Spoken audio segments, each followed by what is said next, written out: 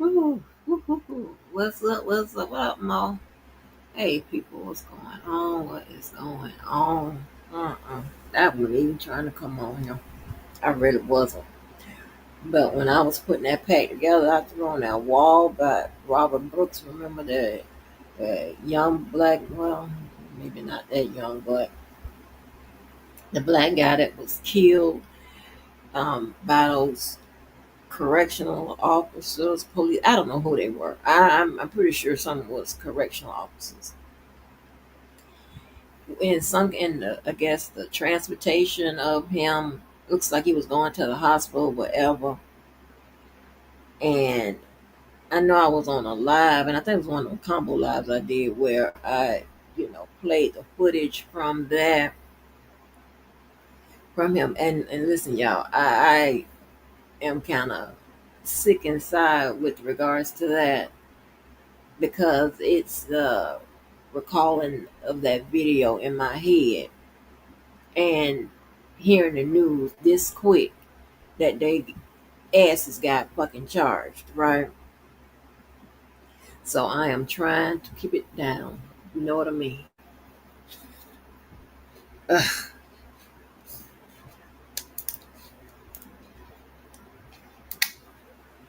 And that's another reason why I guess I could tell you this. Like I can lose weight so go that I lose weight so quick because a lot of times I have to fight to keep food in. That is me drinking water. But just almost anything can make me, sick on the stomach, right? News, and I don't know if that's can be attributed more to nervousness or whatever. I don't know what the fuck that is. If I see something on that, and so I never recovered really from yesterday when I saw that. Well, I be asking for that Al Jazeera experience and shit. But when it's hit with some nasty ass shit like that, baby, I almost let it go back here. And when I told you I was like, oh, I was struggling, child. That's why I got my ass on my phone with that live. It wasn't 2 or 3 hours. That's record time for me. But baby, I was sick. My stomach, and I slept with a heating pad on and all that shit last night because it had done did it. It does the job. I told you could tell me some shit about like Taco Bell, something like that, and baby, I'm sick instantly. Because it goes through my head, it goes through my body. I don't know what the fuck be going on, but I be sick. Okay. And when I saw that today and I was recalling, remember how that guy was just, I mean, jerked around like that. I don't think I can. I don't think I'll be able to play it again and not be sick for the rest of this goddamn weekend. So I might. I was gonna try to bring it back, but I don't know if I'm gonna do that. Y'all haven't seen it. Yeah, Mo. That's what I was getting ready to say. Um, and with that being said,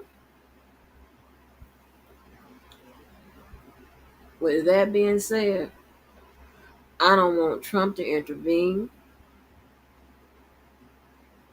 and that would tell us again where this country is, right? Because if the election didn't tell us a lot, but that had to do with a whole bunch of different factors, right? Can we elect a woman? What we feel about this particular policy, that particular policy, whatever. So that was a lot in one, right? In one model, right? If you was looking at this from research and resolution studies and shit like that, that'll be one model, right? Big old model that got a whole bunch of shit packed into it. This one would be very, very, very, very, very much scaled down. We're looking at justice. We're looking at the neck of the woods. We're looking at we can look at the racial divide. And so that particular model is going to tell something a little different. But by New York, places like New York, California, are states I consider that can definitely speak about what America is really thinking and feeling, right? Now, if they don't convict, I'm not talking about, well, and I don't want none of that concession, like some letting somebody that had the least amount of involvement out and all that. I don't want none of that.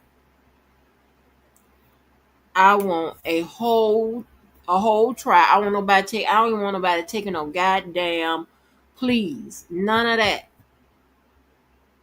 They shouldn't even allow them to take it. Well, my head is throbbing because this pisses me off, right? And I ain't no crybaby, right?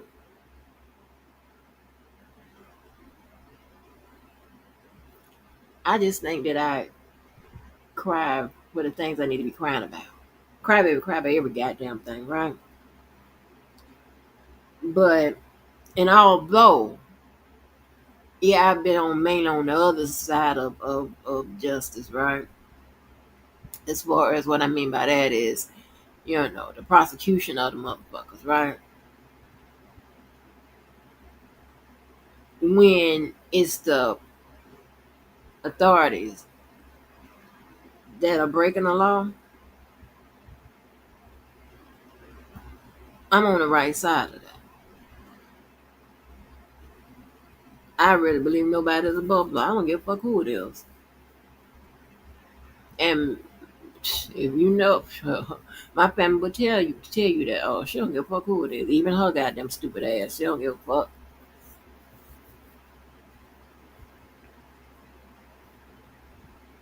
And it is.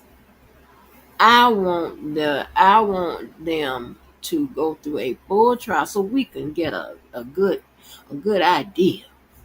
Where we at?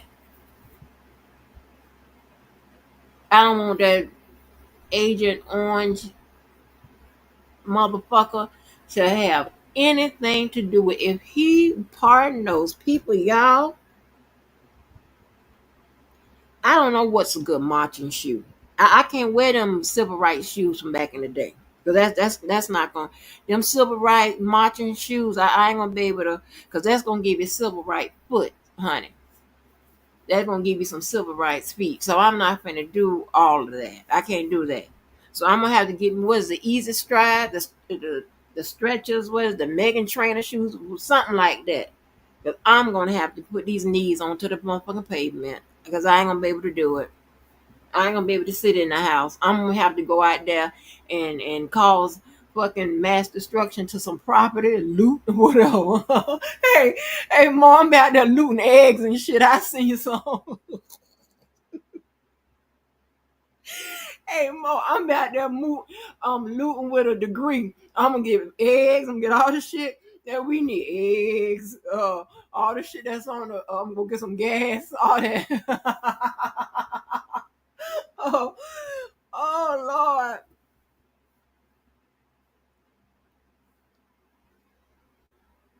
When that lady was telling people you were a lawyer, you didn't. Okay, I ain't said shit. I'm like, damn, goddamn doxing ass mo. Yeah, mm-mm. It was my fault because I came in here under my name. I'm like, shit. Uh-uh. But yes, honey, I came here typing all that extra shit up under my name. They're like, I got you, bitch. But yeah. Um, that is funny. I'm trying to tell you, I'm going to be out there looting for eggs. I'm tell you that right now. Okay. I ain't playing with them. I ain't playing with them. I'm going to get some eggs. Eggs for everybody. You get some eggs. You get some eggs. You get some eggs. I'm on my Oprah shit with them eggs. Yeah. But um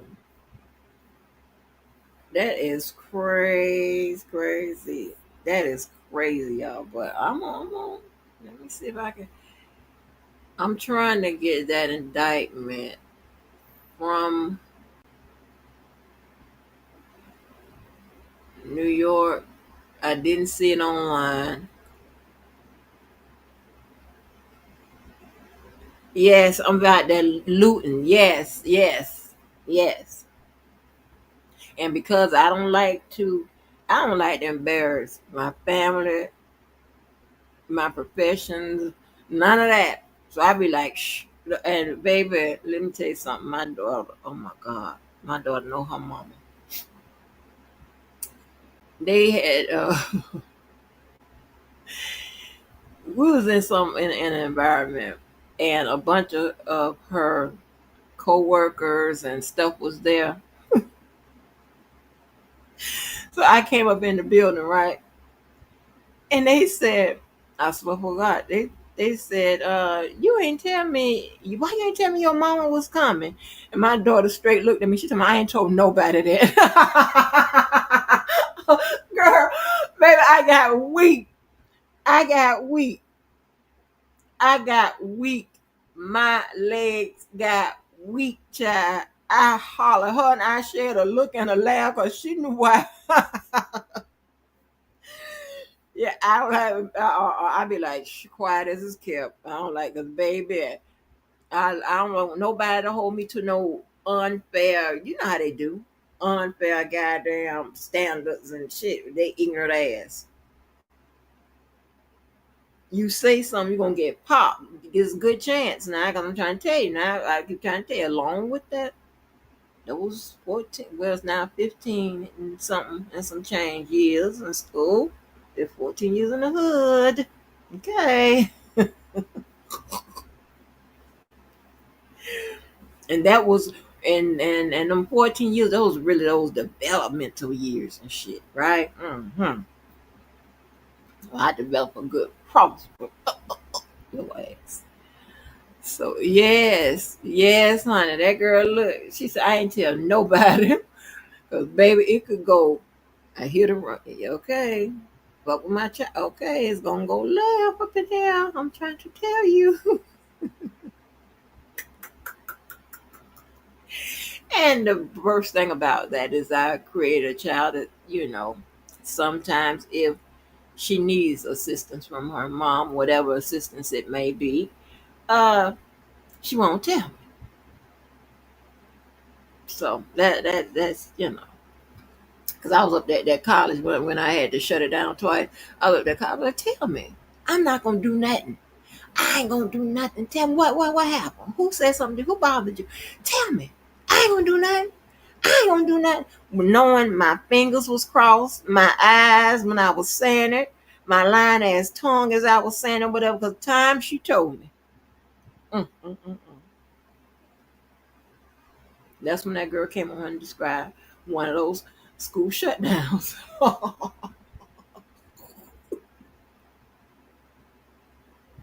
So I call everybody.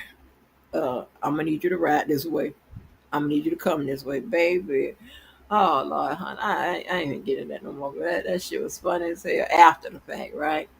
After I sit back and look at, oh my God, look at this reaction, look at this destruction.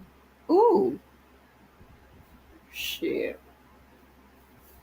But anyway, so I don't like shit like this. I ain't like it when I was sitting up. I mean, ain't nothing anyone should like, but I know how authorities are being processed if prosecuted. And it's kind we have a whole history lesson that shows that the law came on the wrong side of the law.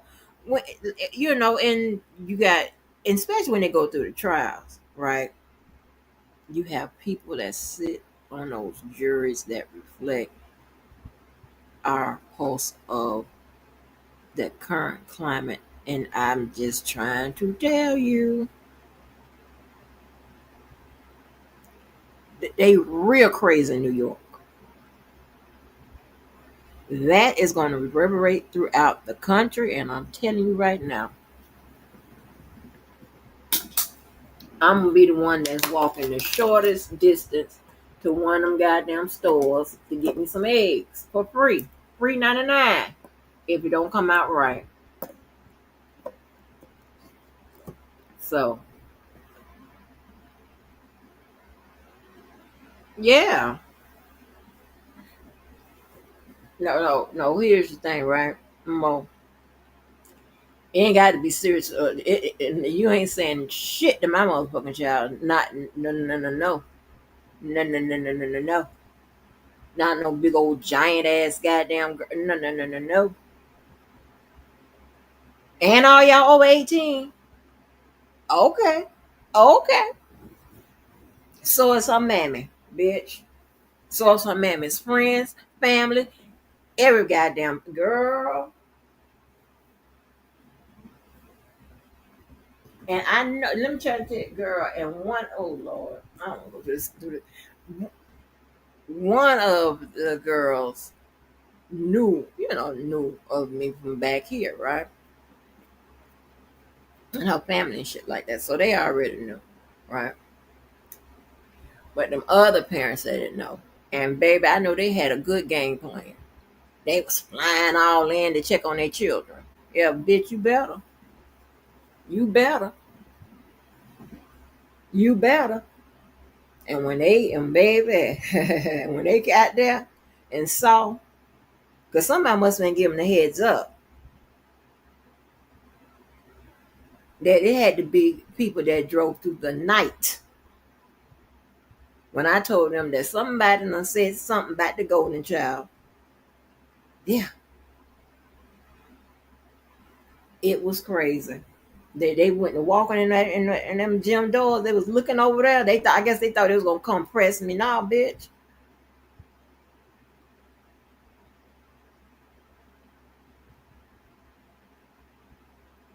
Oh, child.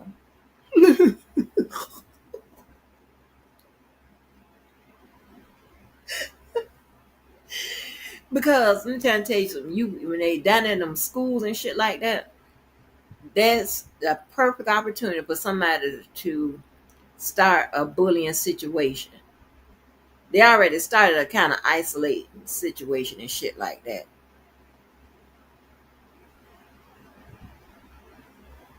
But you think he was gonna turn into a bullying situation?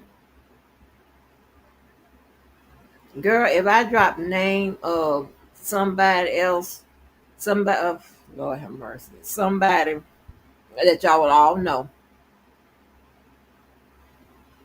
family that was involved. They weren't involved in they was trying to keep the peace. And in the interim, myself and that family became kind of close, right? But because you some doxing motherfuckers. I'll tell you, but what up, Kendall? Oh, there go Kendall. Kendall want that problem. So look at Kendall. Hey, my queen. See, Kendall, let me tell you, baby. Here we go. Here we go, Kendall. Mm. Yeah, I had a yep. I just had a flashback. See, look at them the mental health specialists and shit up in here. But Mo, I'm gonna beg you close your eyes. I'm having a different kind of flashback now. Now it's one of racism. Now it's one of I'm finna cuss you the fuck out. I ain't cussed somebody out on here, and I don't know how long. Thank you for being that one. Let me tell you something with your no good motherfucking ass. Let me tell you something, motherfucker. See, this is the kind of motherfuckers I'm talking about. Ones that wanna flip shit or whatever. Like if we talking about, being diverse, included in this motherfucking country, which we've always had a problem in doing those things, right? Not because of our choice. It's because the motherfuckers wouldn't allow it. And then, so y'all do this motherfucking reverse psychology and shit, and you want to call the people that fight for that shit racist or prejudice. or being discriminatory, whatever. Even have that motherfucking big orange, sorry, stank, stupid motherfucker that y'all elected in that motherfucking office repeating the same. And his little motherfucking minions and shit that he done sprinkled all through this motherfucker. And you seem to be one of them. And I can tell by the way you done came up in here, either you, if you are a parent, you ain't about shit. And I don't mean to talk about them, but your parents ain't about shit. Because they ain't raised you with shit. Because if you talking about $5,000, bitch, $5,000, that's the least you can motherfucking give me.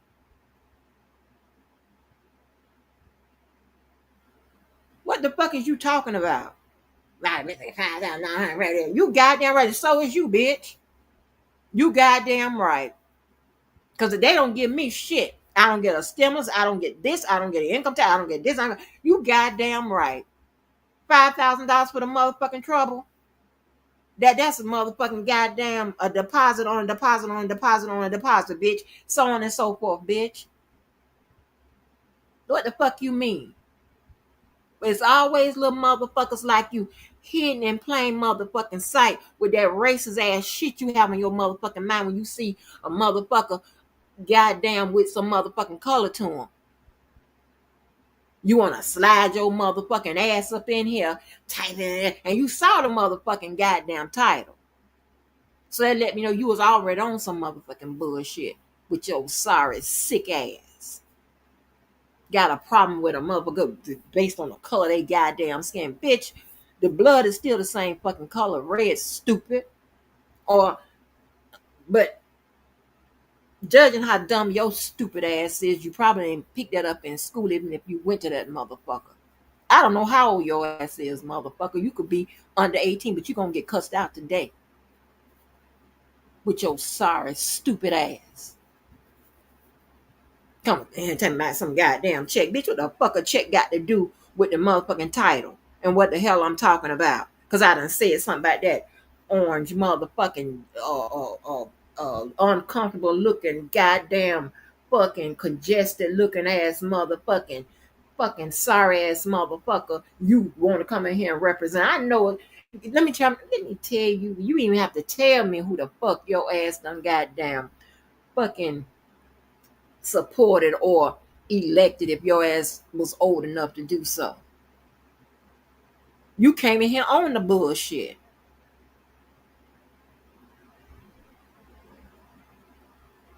You came in here on the motherfucking bullshit.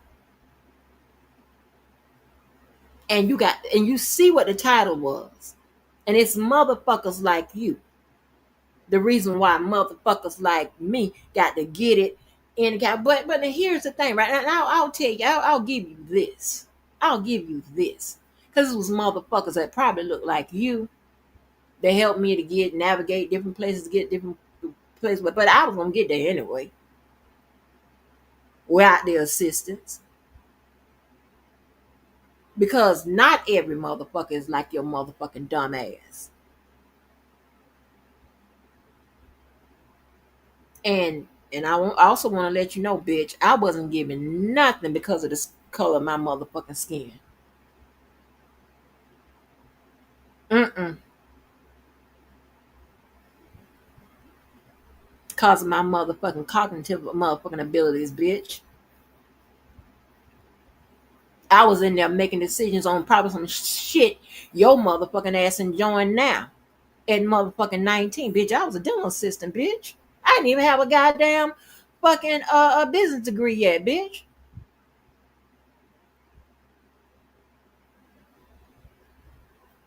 Third one law, fourth one went back to goddamn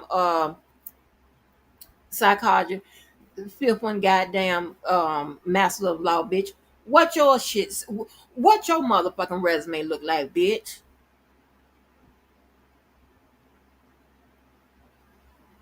When the fake ass girlfriend was naming all them motherfuckers, we started out. Well, I'm the youngest one, so at 19, motherfucker.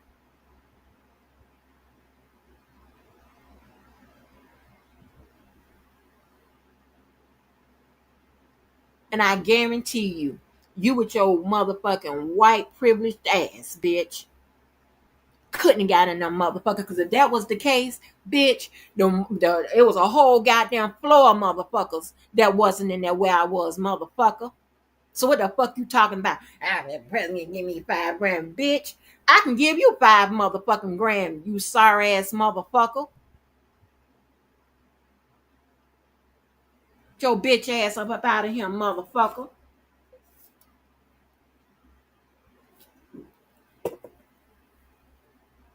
Your sorry motherfucking ass. Give you 5 grand. 5 grand?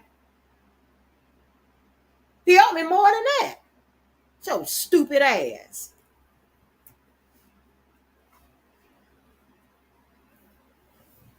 Got a motherfucking fight for motherfucking places where we were already goddamn included. Just wasn't including your motherfucking numbers. And I'm going back from the history of this motherfucker. You stupid bitch. You motherfucking Mayflower motherfucker. Fuck you. I'm up here talking about something serious and shit. Trying to cut it with a little, And here your bitch ass come. And you saw the title. Oh, dumb ass. Fuck you.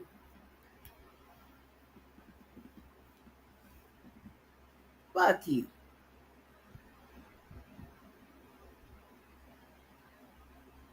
I'm some 5 grand. At least you could have put some more zeros. I ain't no cheap bitch. No, I ain't selling my soul for a motherfucking thing. But if you will send me a motherfucking check, bitch, with my name on it, it is good as cash, motherfucker. Understand that. But I ain't finna beg you for shit, bitch. Is you crazy?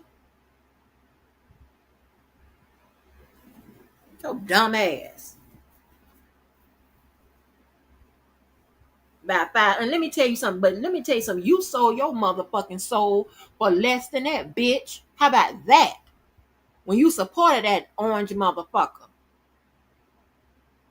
At least you gave me 5 grand.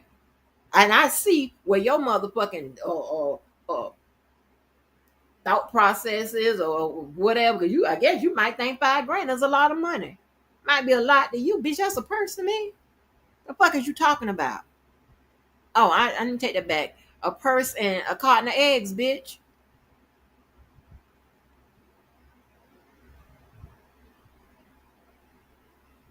But you sold your soul for less than that. You sucking all kind of orange penis. Oh, let me change that. Orange dick.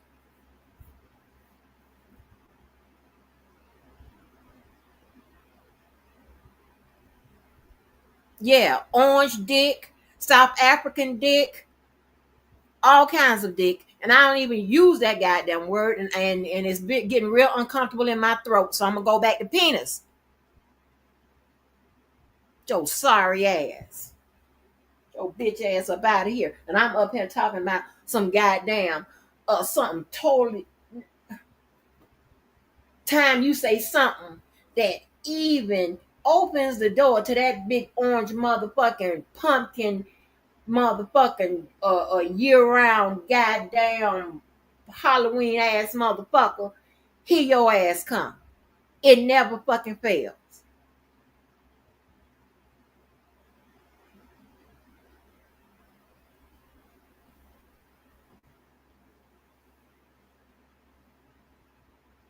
Hell,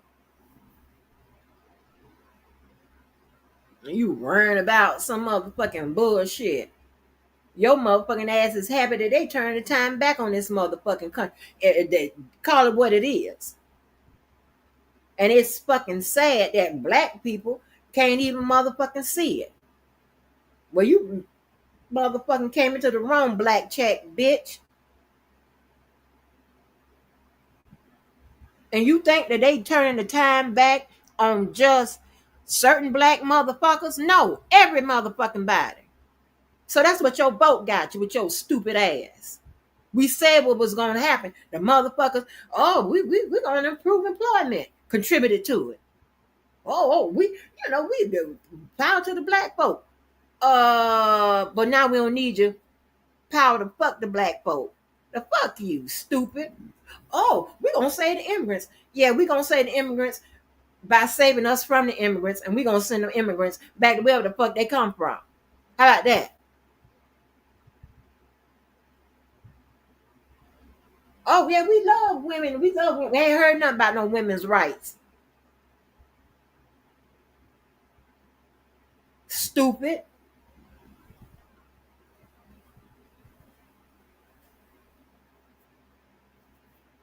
You a dumb motherfucker. Get your ass up out of here.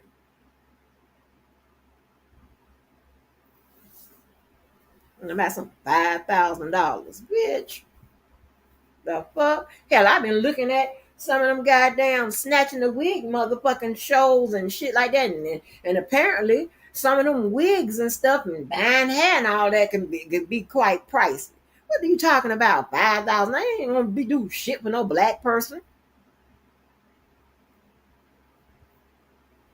Every time you snatch one of them wigs, they're like, where my wig? Where my wig? I need my wig, baby. Yeah. The fuck?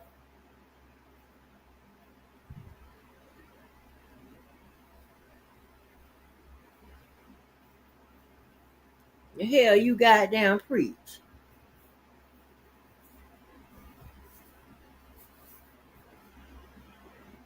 The fuck do you what are you talking about? But baby, I can't wait. I cannot wait till that motherfucking orange motherfucker come to a problem near you. I can't wait. I don't want to hear shit because they already on y'all. You damn near me that you already on. Oh, he betrayed us. Oh, stupid. He don't know you. He ain't have your motherfucking name. Oh, we ain't gonna betray this person. We ain't gonna betray that person. We ain't gonna betray that person. We ain't gonna betray that person. No, he ain't have your motherfucking name. Didn't you understand the motherfucker? Did you take civics? Huh?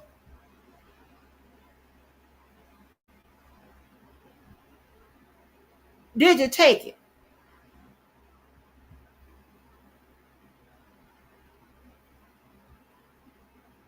Huh? Your name ain't in that motherfucker. It's not in there. I'm not talking about you, just you.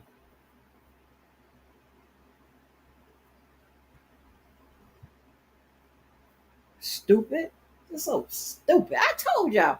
Educate the lack of education, which is ignorance and illiteracy and all the rest of that motherfucking bullshit. It's gonna destroy America. You got white people emboldened now, or more emboldened, I should say, putting out guns on black people and shit at the goddamn. Oh, oh Lord, racism ain't never been my thing. Mm-mm, mm-mm,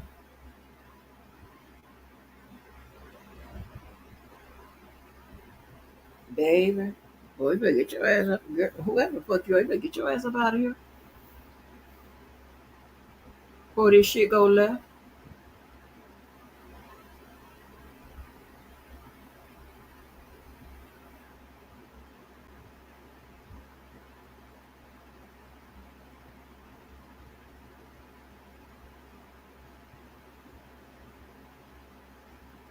I'm about to give you the beats by the goddamn mouth, honey. You was gonna get the beats, honey. Get your ass up out of here. So anyway, y'all, let me see if I can get a better, clear copy.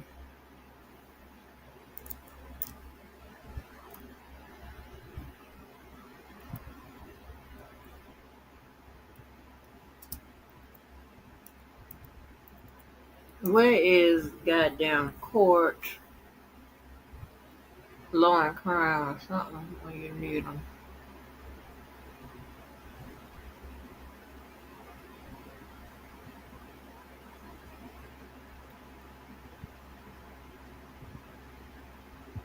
Okay, well, I think I got a better copy.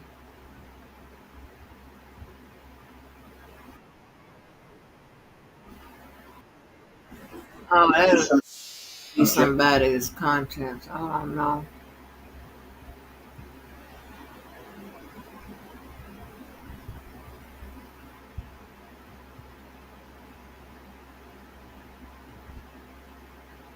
I hope they let us use it. I don't give a fuck if they don't. This shit is blurry.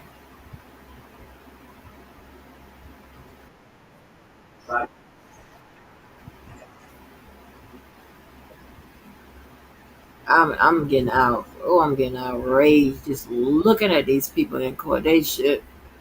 And these are the people that don't need this particular job.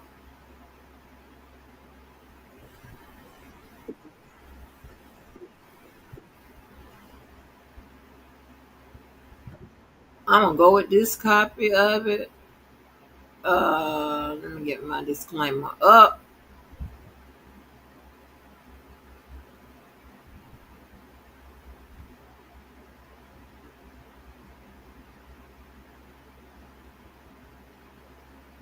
I'm coming here want to be a motherfucking hero. I'm gonna get your bitch ass up out of here, bitch. This the wrong motherfucking place, motherfucker.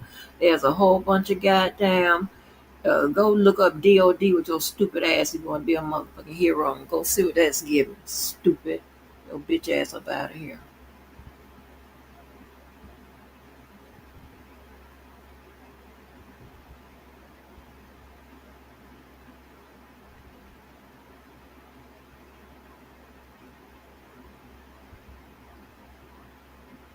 Coming in here like one of these motherfuckers on trial as your daddy. Probably is your bitch ass.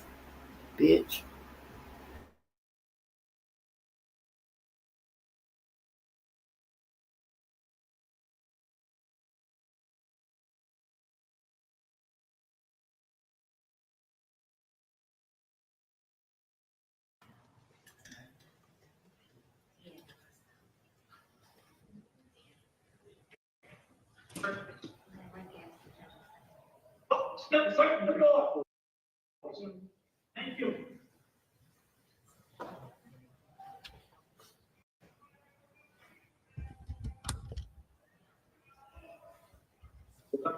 Come on up here. You got chairs right here.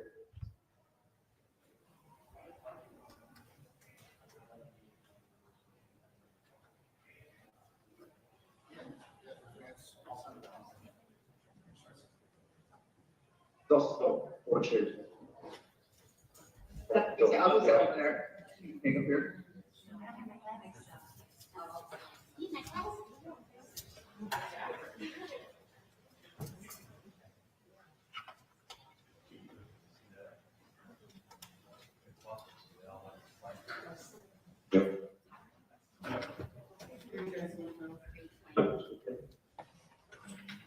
Yeah, mine's all done.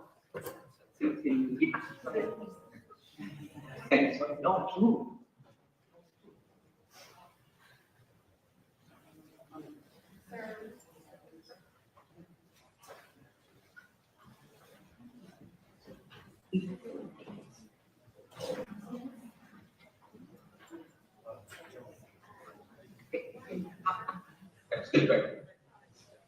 I need to get me.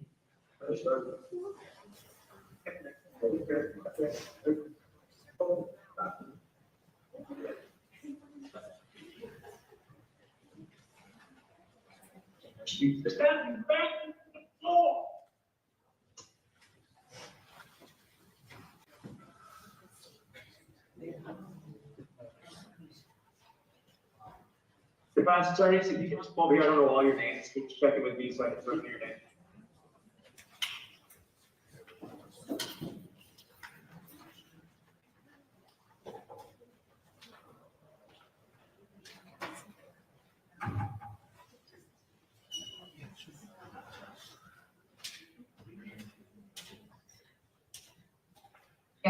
someone has cards, I will take them. Yeah, nobody, yeah.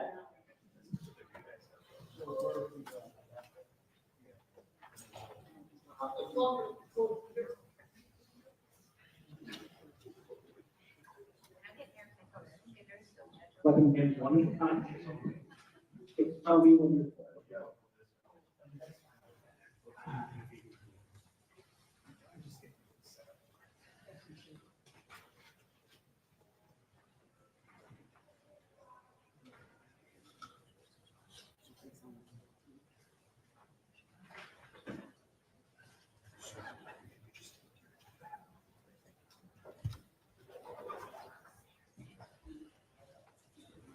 Even on the potential.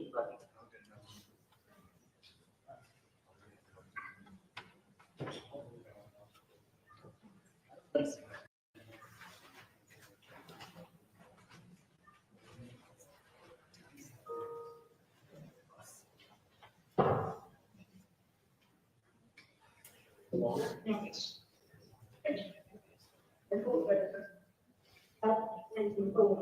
Yeah.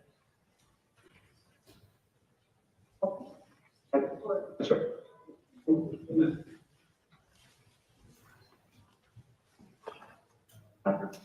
Yeah.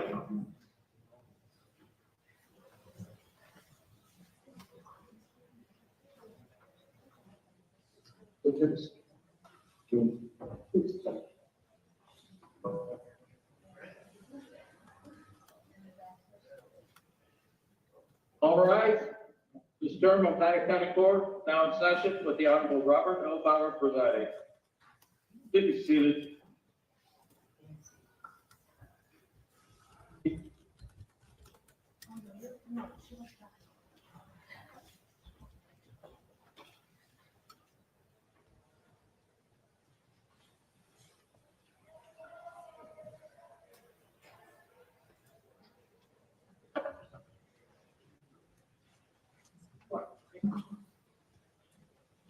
All right, so folks, to begin, welcome to Nottingham County Court. I know today's proceedings have garnered a lot of interest. You are all welcome to be here. This is a public courtroom. However, you can forfeit your right to be here by your conduct. This will be the only warning I'll give, that no outbursts or disturbances of any kind will be tolerated. With that, we'll proceed. First case, please.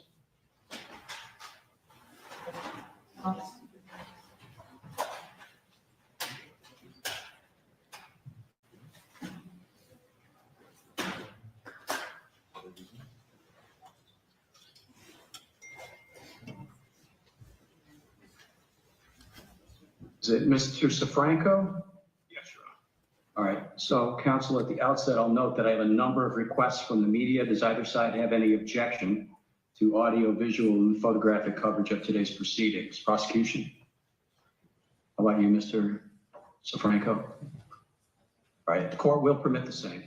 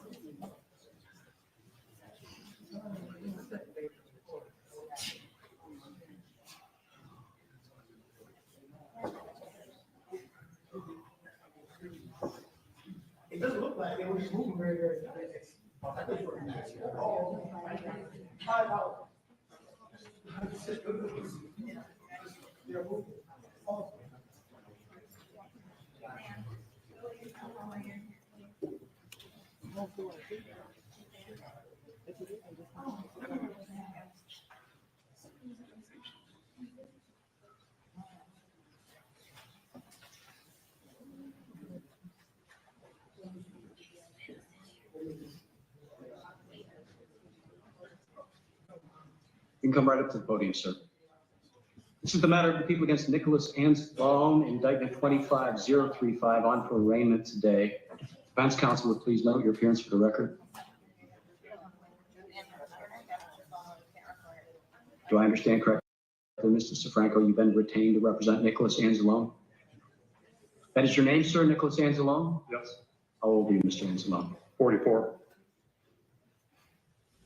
Mr. Anzalone, you're here today because the grand jury of Oneida County returned an indictment against you, and you have to be arraigned upon that.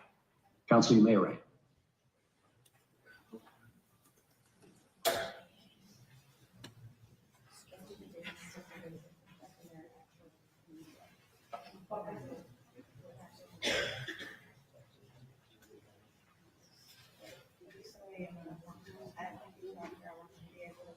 Very good. A not guilty plea is then entered on the defendant's behalf. Be my intention at this time, Mr. Sifranco, to adjourn the matter to this point toward the end of March. I'd like to give you some time to review the discovery materials that I imagine have been or will be supplied to you shortly, and then have a pretrial conference to discuss scheduling of motions and things of that nature. March 31st, 9:30 a.m. Copy of the indictment. When the name is redacted from the indictment because that individual not yet in custody. I'm also handing him over standard pretrial notices. But I've included an IAD notice, even though there were no formal identification procedures here. The ID notice is self-explanatory. It has to do with people who testified in front of the grand jury that we videotaped, but this is all indicated that this person, such and such, don't know that it will be the subject of hearing. I'll let Mr. Sefranco take care of that. Understood. I do acknowledge you, Your Honor. Thank you. Thank you. All right, and with that, did either side want to be heard on the question of bail? Mr. Fitzpatrick? Serious nature, $1,000 cash or $250,000 bond. Question is,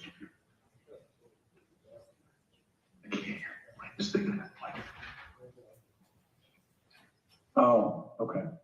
Mr. Fitzpatrick, we're having some difficulty hearing you. I'm going to ask you if you'd use the podium that has a microphone available to you. We'll get that over closer to you. Mr. Sifranco, did you want to be heard on that topic? Yes, Your Honor. Can I get that request? Bail bond claim is as well, apparently surrendered himself. In this area, charges could be possibly felony. Bailed himself in constant contact with office. Not have a valid passport when he had surrendered that, not that office with no legal jurisdiction, his all intentions of being in court every time he's surrendered. He would ask you to set the bail as requested by the district. All right, the court has considered the statutory factors, and I do take particular note of the reality that if the defendant were convicted of the top count contained in this indictment, he faces a sentence of as much as 25 years to life in state prison. Accordingly, bail is set in the following amounts. That is $100,000 cash, $250,000 insurance company bail bond, or $1 million partially secured surety bond with a minimum 10% deposit. Do I understand correctly, Mr. Sifranco, you have a bondsman available?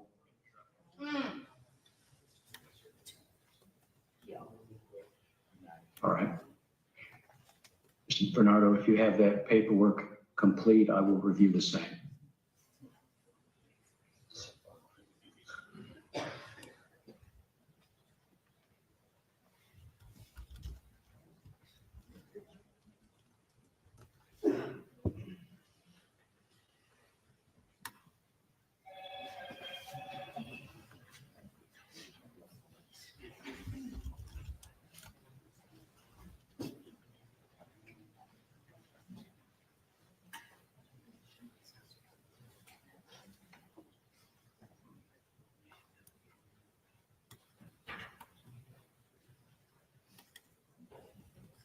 Officer, would you do me a favor and pass that over to Mr. Sifranco as well?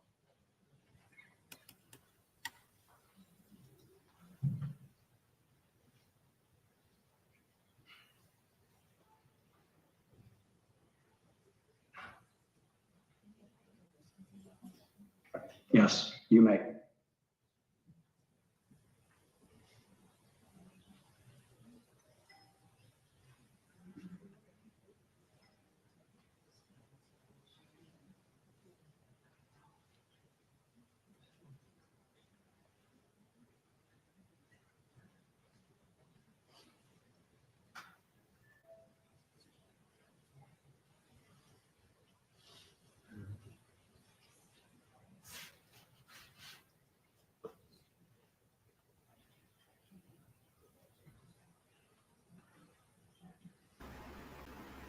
Thank you. Look at him.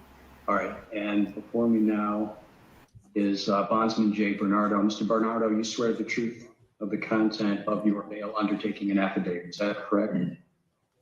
Thank you.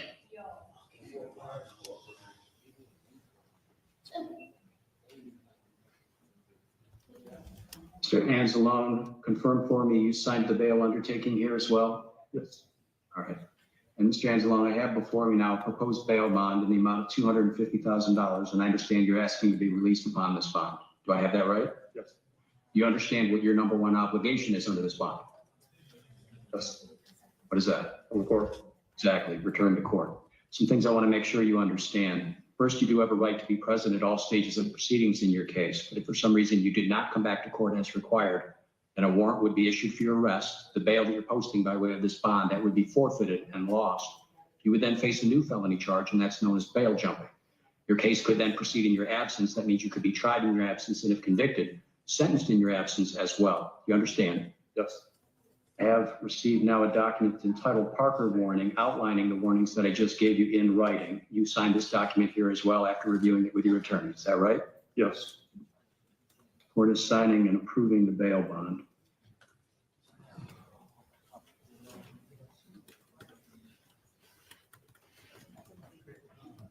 Transport gentleman can have that. Mr. Anzalone, you're due back in this court March 31st at 9:30 a.m. for a pretrial conference with your attorney. I will see you back here then. Here. Anything further from either side?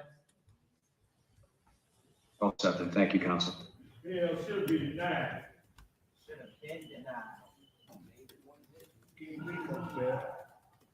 $250,000.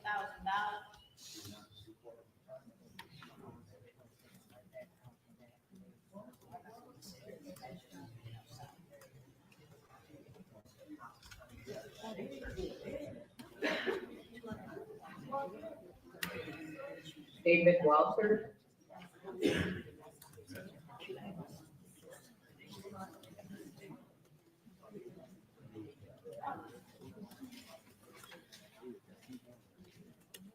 Not black folks up there get bail tonight. No fail.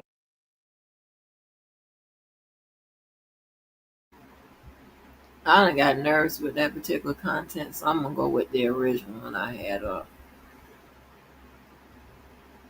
I'm just gonna start it for where it was. Not bad. I got nervous, honey.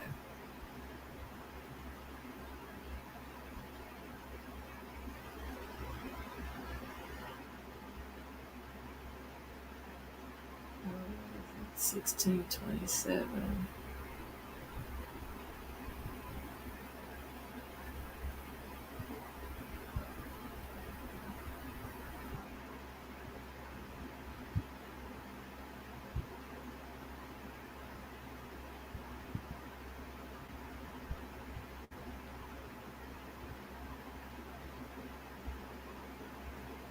That's crazy though. 250,000. I mean,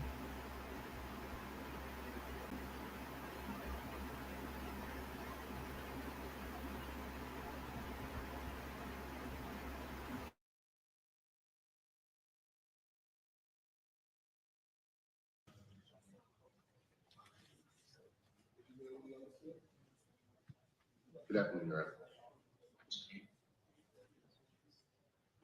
Mr. Starzewski, any objection to the media coverage here today? No, Your Honor. Mr. Fitzpatrick, can I assume you have a continuing no objection? All right, very good. The court will permit the same.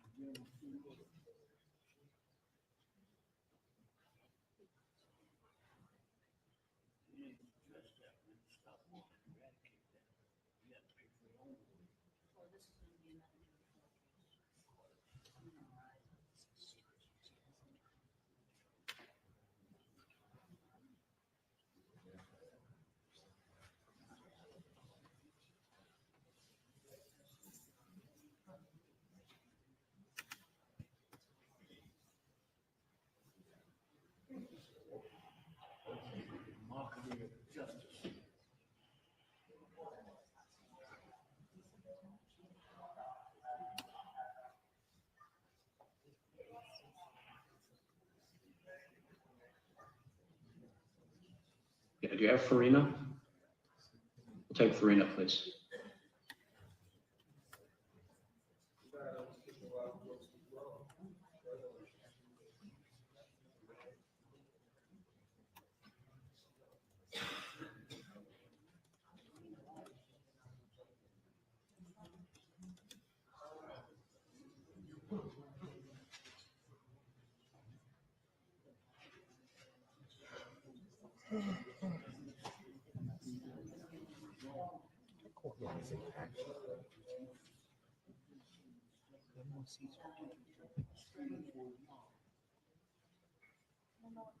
Excuse me.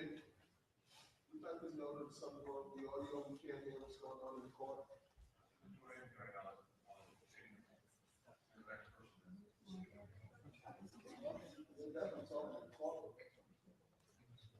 This is the matter of the people against Anthony Farina, indictment 25035, on for arraignment today. I've received correspondence from James Riotto that he's been retained in this matter. Are you? Yes, Judge, I'm here of counsel. Very good. Thank you, Mr. Starzewski. All right, and that's your name, sir, Anthony Farina? How old are you, Mr. Farina? 49. Mr. Farina, you are here today because the grand jury of Oneida County returned an indictment against you, so you have to be arraigned upon that. Mr. Fitzpatrick, you may arraign. Thank you, Your Honor. Mr. Farina, in indictment 25-35, you have been indicted by an Oneida County grand jury charged with various crimes, the top count of which is murder in the second degree. And counsel, I'd ask if you waive a formal reading of the indictment. Waive a reading answer plea, not guilty to all charges. Not guilty plea is entered on the defendant's behalf. This time, Judge, I'm going to hand counsel a copy of the indictment, again with the admonition that one name has been redacted because that individual is not in custody. I'm also providing our standard pretrial notices along with a disc concerning certain statements made by Mr. Farina, and ask if you acknowledge receipt. Acknowledge receipt, Your Honor. All right. What I'm going to do, Mr. Starzewski, is adjourn the matter to March 31st at 9:30 a.m. for a pretrial conference to give you some time to review the discovery materials. At that time, I can set up a motion schedule for you as well. Will that be you or Mr. Riotto at that time? Probably Mr. Riotto. Very good. All right. And with respect to the topic of bail, Mr. Fitzpatrick? I would ask, Your Honor, bail consistent with what you said on Mr. Anselmo. Mr. Starzewski, your thoughts? Pardon. All right, the court's considered the statutory factors and taking particular note of the fact that the defendant, if convicted of the top count, could face a sentence of as much as 25 years to life in state prison. Bail is set in the following amounts. That is $100,000 cash, $250,000 insurance company bail bond, or $1 million partially secured surety bond with a minimum 10% deposit. Officer, if you please pass this over. Mr. Starzewski, I'm going to have you provided with a Parker warning to review with your client. Thank you.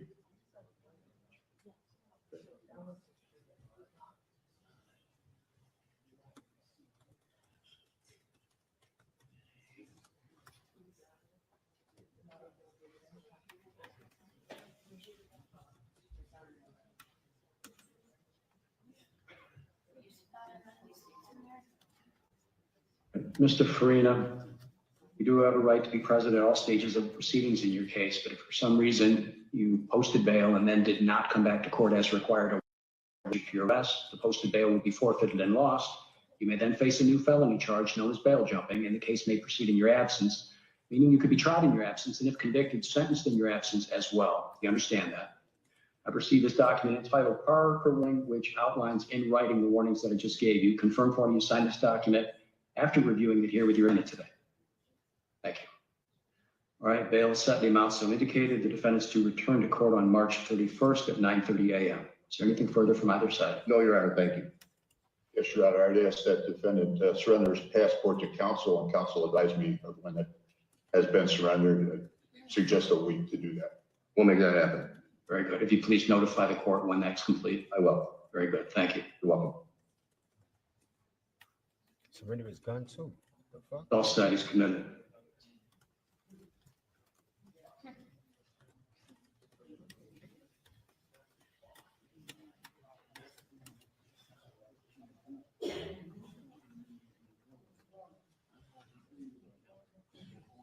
So they all get bail. They got a bitch.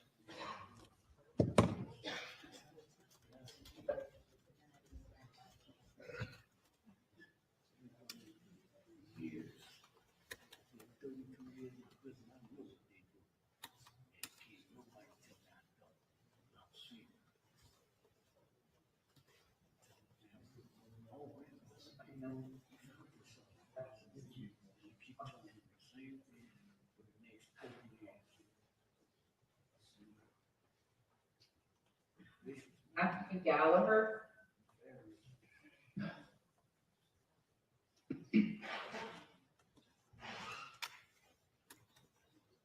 Matthew Gallagher.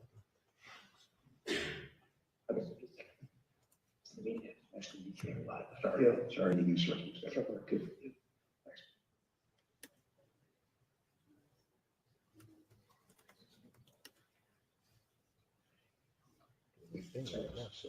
Said. It's Mr. Lewerbrand, is it? Yes, good afternoon, Your Honor. Good afternoon. Mr. Lewerbrand, I have a number of media requests here for audio, video coverage, and still photography. Do you have any objection? No objection, Your Honor. Court will permit the same.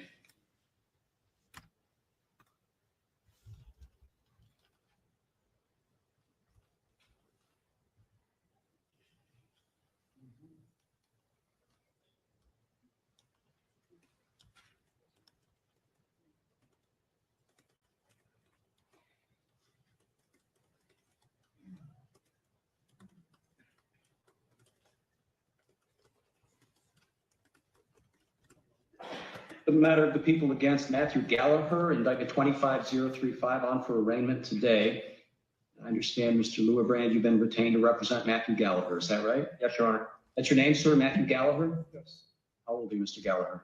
43.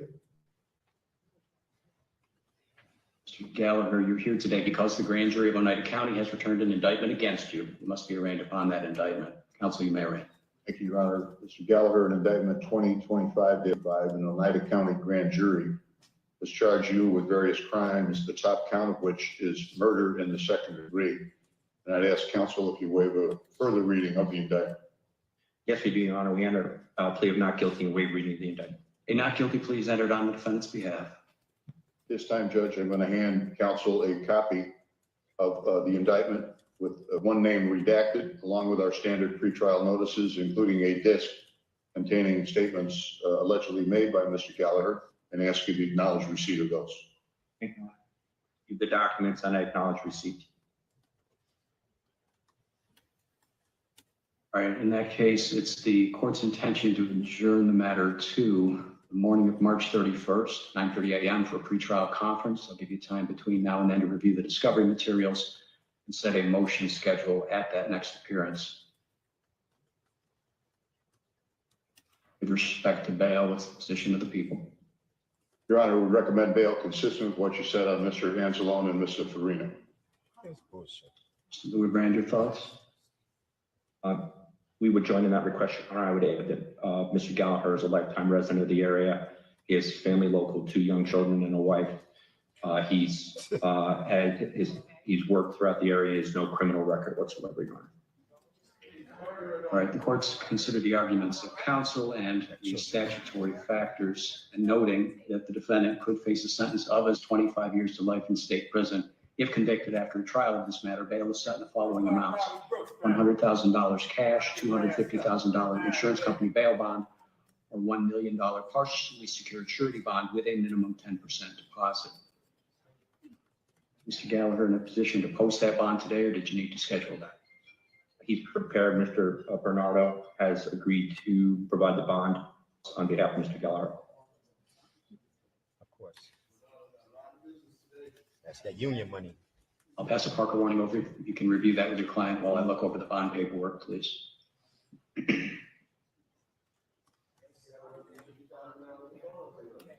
That's that union money. Niggas ain't got that kind of money, man.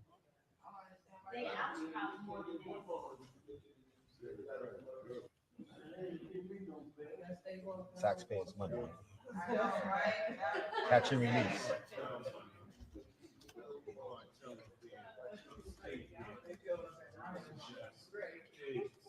Thank you. All right. Before me now is bondsman Jay Bernardo. Mr. Bernardo, you swear the truth, the content of your bail affidavit and undertaking?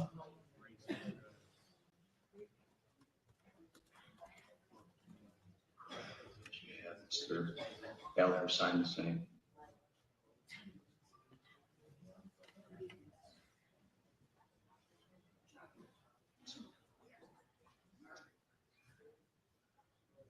How do you live with yourself? How do you tell your kids this? Your kids gotta watch this. You probably don't even let them watch it. Dad's a racist killer.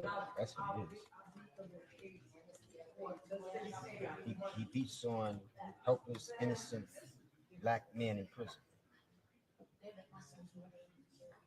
You swore to uphold and defend the Constitution. All right, so Mr. Gallagher, I have before me now a proposed bail bond in the amount of $250,000. I understand you're asking to be released upon this. Is that right? Do you understand what your number one obligation is under this bond? Exactly right. You do have a right to be present at all stages of proceedings in your case. But if you do not come back to court as required, then a warrant will be issued for your arrest. The bail you're posting by way of this bond will be forfeited and lost, and you'll then face a new felony charge, and that's known as bail jumping. Your case may then proceed in your absence. That means you could be tried in your absence and, if convicted, sentenced in your absence as well. Do you understand that? Now, the warnings I just gave you were just provided to you in written form by way of this document entitled Parker Warning.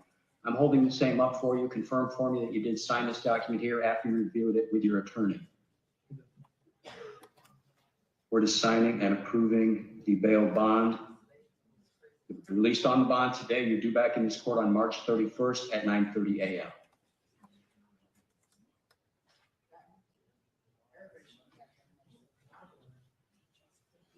Thank you. All set. Thank you. Thank you.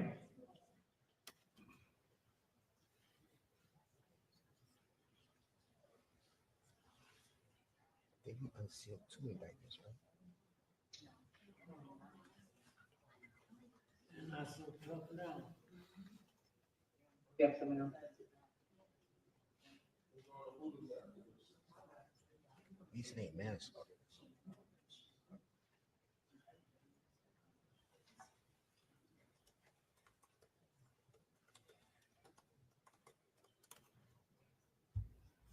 Let's have Walters down there.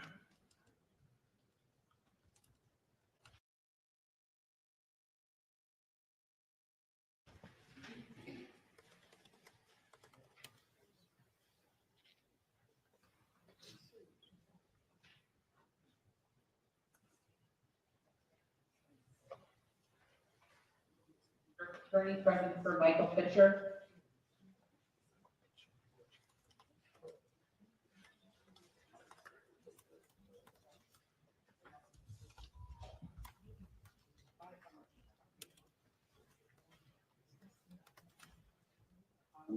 Yes. Down there, right?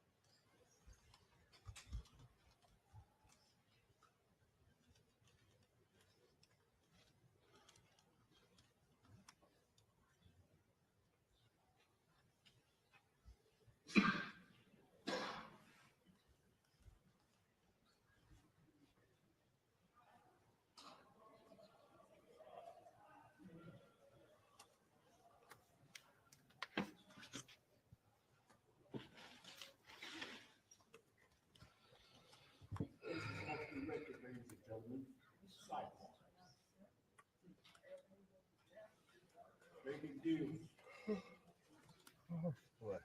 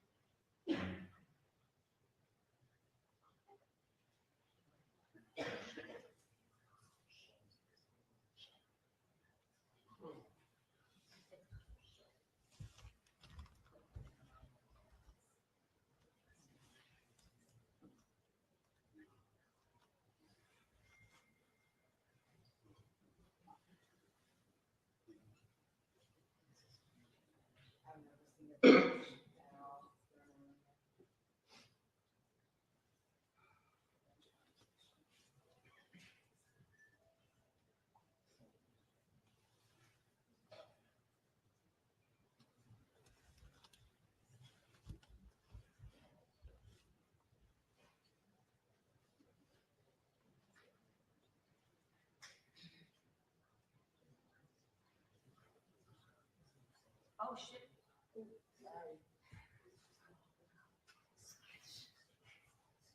Walrath or Fisher, they're both on. Christopher Walrath.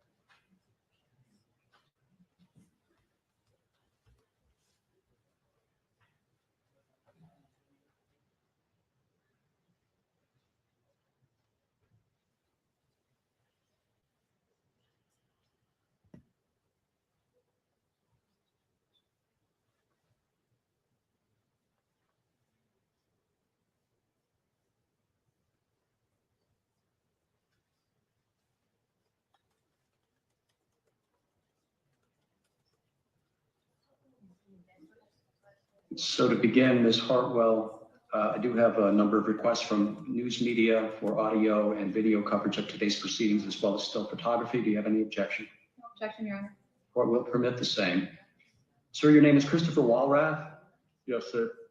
So, Mr. Walrath, you're charged under indictment 25035 with the felony offenses of murder in the second degree as well as manslaughter in the first degree. On these charges, you're entitled to the assistance of counsel at this and all stages of proceedings. If you cannot afford an attorney, one will be provided to you at no cost to you. Ms. Hartwell here is with the Public Defender's Office. If you qualify for her services and you like, I can assign her to represent you. Is that your wish? Yes. he at least preliminarily qualify, Ms. Hartwell? Yes, Your Honor, he does. All right, then at this time, Ms. Hartwell and her office will be assigned to represent you. I'll just note, Mr. Walrath, that is subject to your it being verified that you are financially eligible for assignment of the public defender's office, and that we do not have a conflict of counsel develop as the case moves forward. I just want to make sure you understand that. With that, you're here today to be arraigned on indictment 25035. And Mr. Fitzpatrick, you may arraign. Mr. Wallace, in indictment 25-35, you've been charged by an Oneida County grand jury with various crimes, the top count of which is murder in the second degree. Counsel asks if you waive a formal reading of the indictment. I will. Yes, thank you. This time, Your Honor, I'm going to hand counsel a copy of the indictment with one name redacted because that person is not yet in custody, along with our standard pretrial notices, and ask if you acknowledge receipt of that.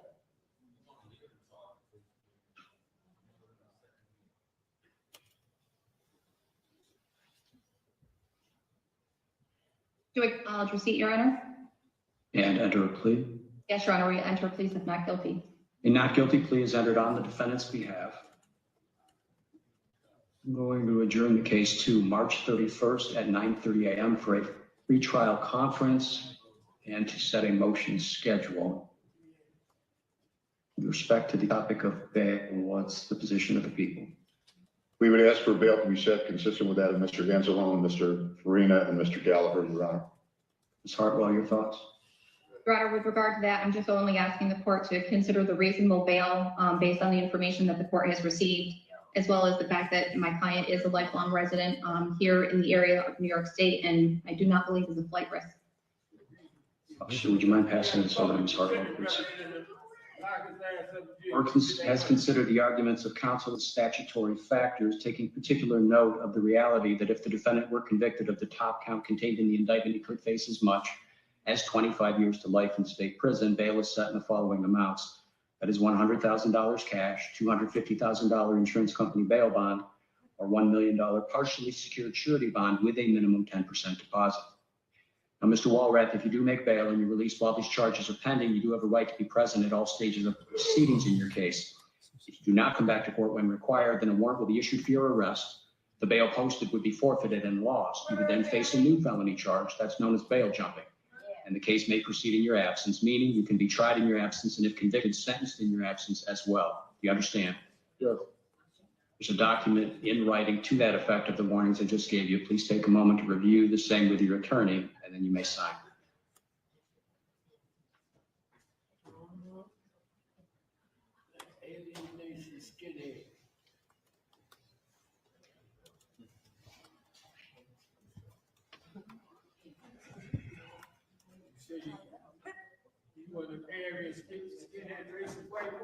For the record, the defendant has executed the original of the court's written Parker warning. The matter is adjourned now to March 31st at 9:30 a.m. for a pretrial conference. Thank you, Your Honor. Thank you. I would ask the court ordered defendant to surrender his passport to counsel and that she advise the court and special prosecutor when that's done. All right. Understood. Thank you.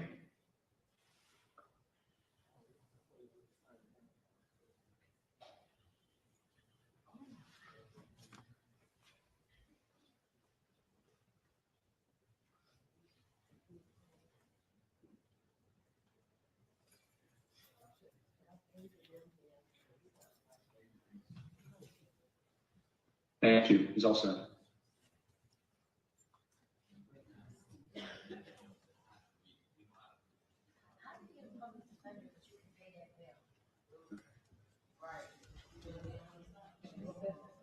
Family, friends, union.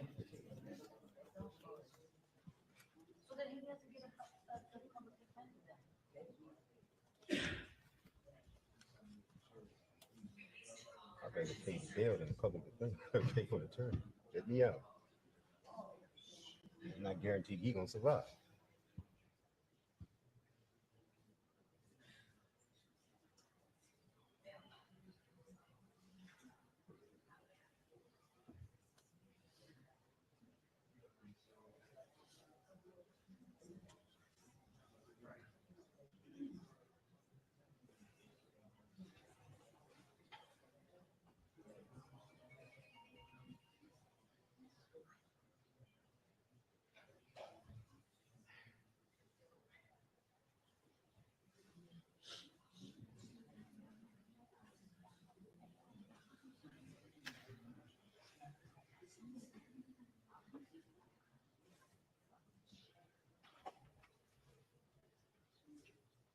Another one got a PD. That's a conflict. Matter of the people against Michael Fisher under indictment 25035 on for arraignment today. That's your name, sir, Michael Fisher? How old are you, Mr. Fisher? 54. 54. You still doing that dumb shit, bro? Mr. Fisher, you're here today because the grand jury of Oneida County returned an indictment against you. You are charged with one count of the felony offense of manslaughter in the second degree. On this charge, you're entitled to the assistance of counsel at this and all stages of proceedings. If you cannot afford an attorney, one will be provided to you at no cost to you. Ms. Hartwell here is with the Public Defender's Office. If you qualify and you like, I can assign her to represent you. Is that your wish? Yes, please. He qualifies. He does, Your Honor, preliminary qualifies for public defender services. All right. So, Mr. Fisher, I'm assigning Ms. Hartwell today so you understand. Conditionally, that is that you're going to ultimately, after they give a further review of your finances, qualify for assignment of counsel. And then I'm going to have to look into whether or not a conflict exists and they need to assign you counsel. You understand? Yeah, conflict doesn't. You can stand in for arraignment today. Yes. Very good. And we'll proceed with the arraignment. Mr. Fitzpatrick, you may arraign. Thank you, Your Honor. Mr. Fisher, in indictment 2025-35, you have been charged by an Oneida County grand jury with a single crime of manslaughter in the second degree. Counsel, I'd ask if you waive a formal reading of the indictment. Your Honor, at this time, I'm going to hand counsel a copy of the redacted indictment, redacted only with one name being removed, along with our standard trial notices, along with a disc containing statements allegedly made by Mr. Fisher, and I'd ask if you acknowledge receipt of those items. You should get murdered. For real. Murder.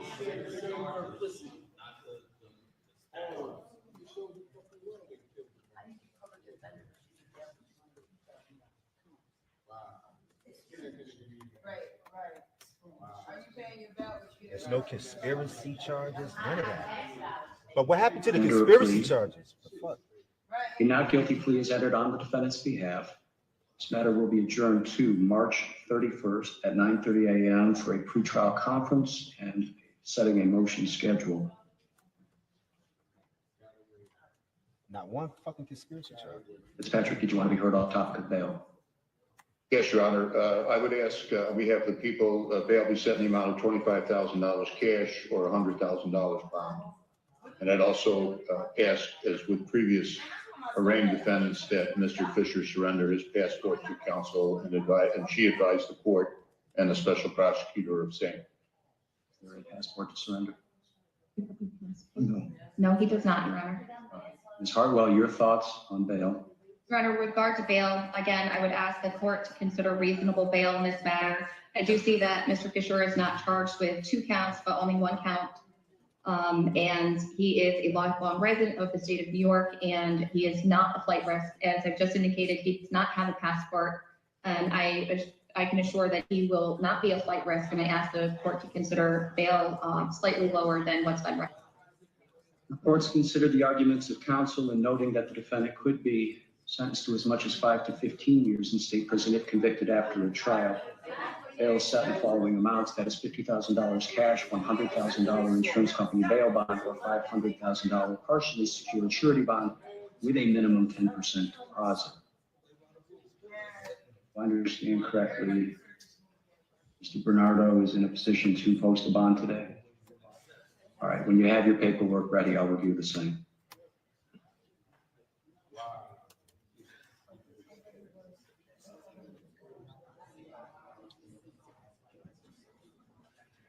Sir, if you don't mind passing that over for me, thank you.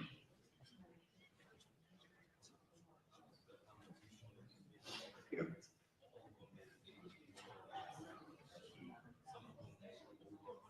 Just gotta get the dollar amount in here, right? Oh, I know.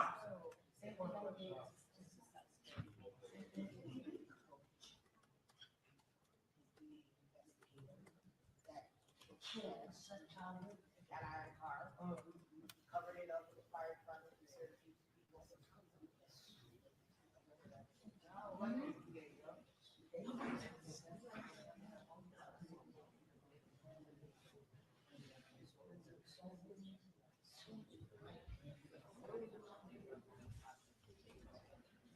Bernardo, Mr. Bernardo, you swear the truth of the content of your bail affidavit and undertaking, is that correct?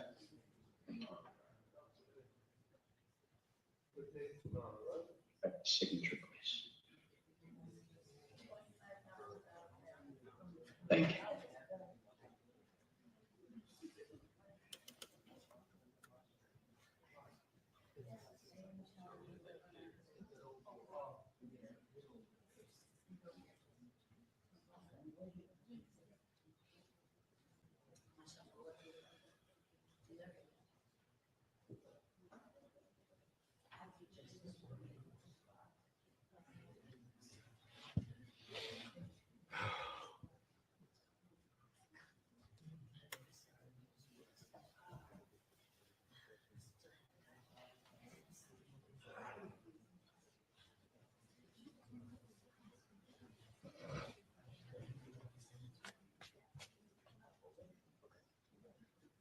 All right, Mr. Fisher, I have before me a proposed bail bond in the amount of $100,000, and I understand you're asking to be released upon this. Is that correct?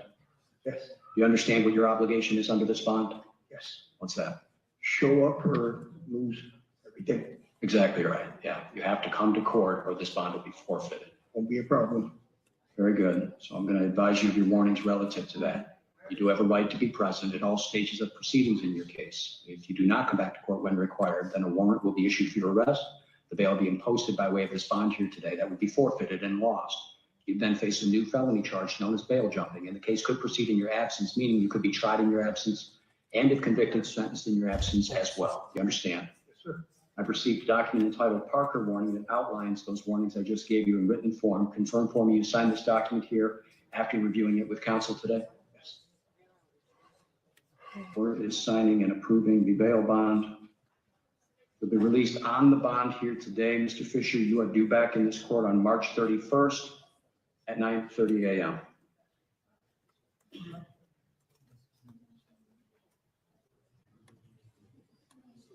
So, thank you. Also, Thank you.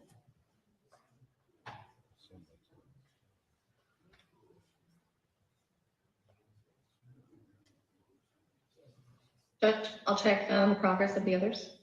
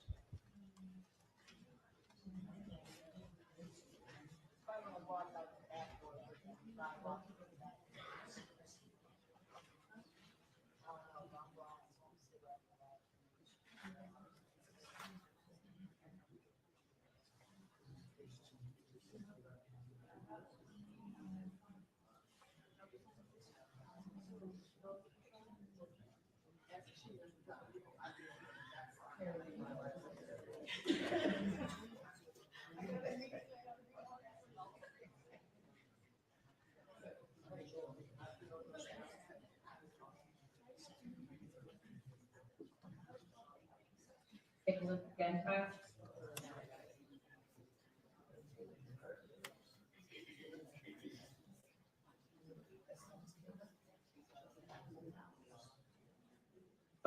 Defense counsel, I'm going to mispronounce your name unless you help me. Nociolo. Counsel, do you have any objection to the immediate coverage of today's proceedings? All right, court will permit the same.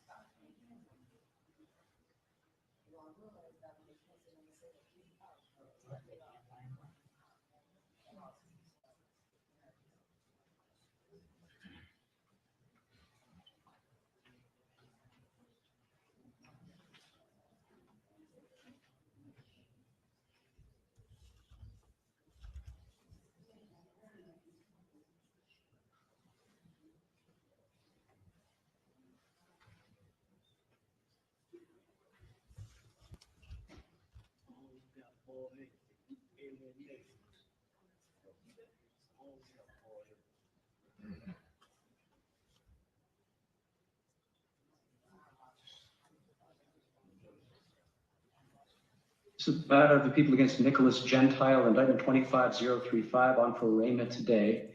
And counsel, it's Julie Nociolo, correct? You've been retained to represent Nicholas Gentile?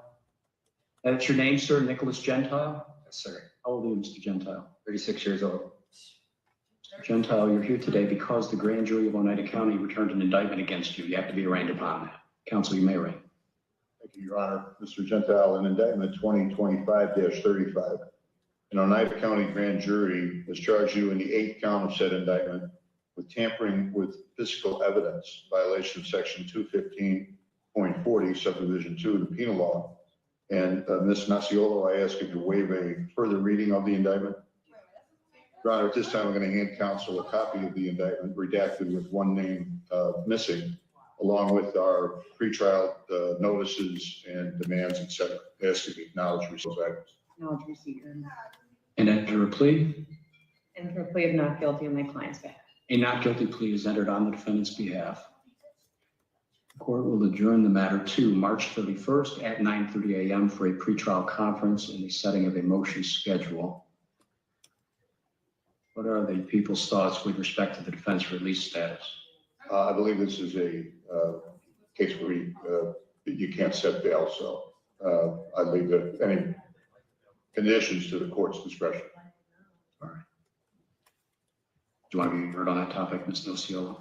Briefly, Your Honor, with respect to any conditions, I agree obviously with the people. This is a non-qualifying offense.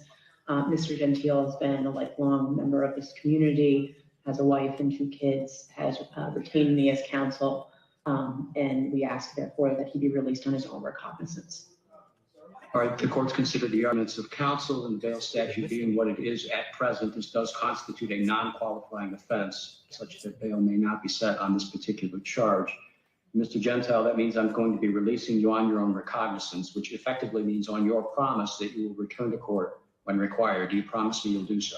Yes, Your Honor. Understand that if you were to break that promise and not come back to court as directed, then you're subject to having release on your own recognizance revoked, and that means you could then be committed to the jail with or without bail, so I'll be assured you do come to court when required. Do you understand that? Yes, sir.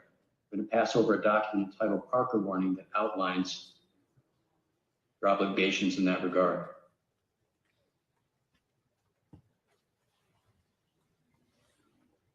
So where's the nurse? Where's the nurse?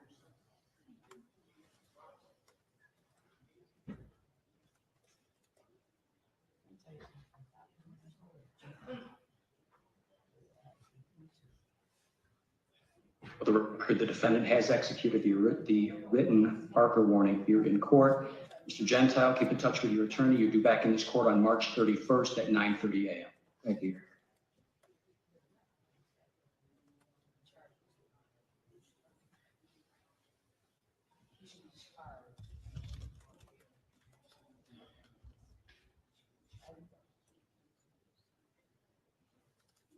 They were all the same fucking level.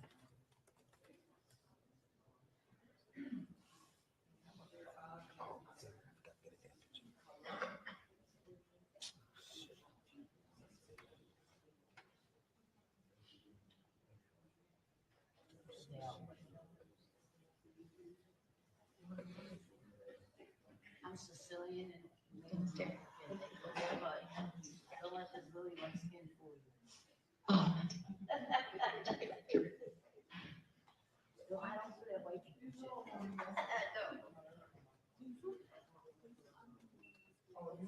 shit. Yeah. Oh, you're in order. Oh.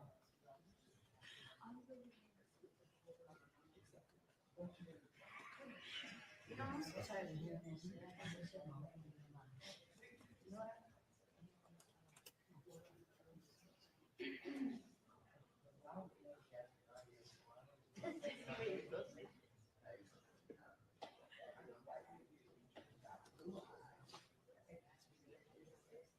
My dad did.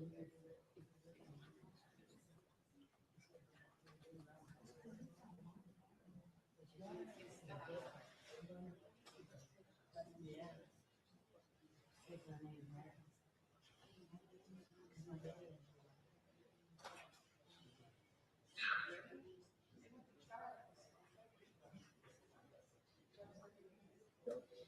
Coming up, thank you.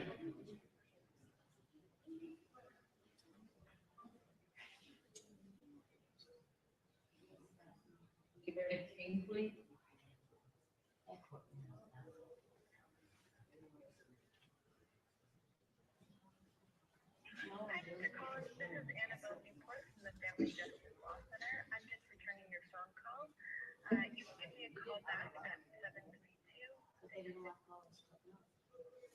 Because they didn't respect me. This was all planned out. Oh.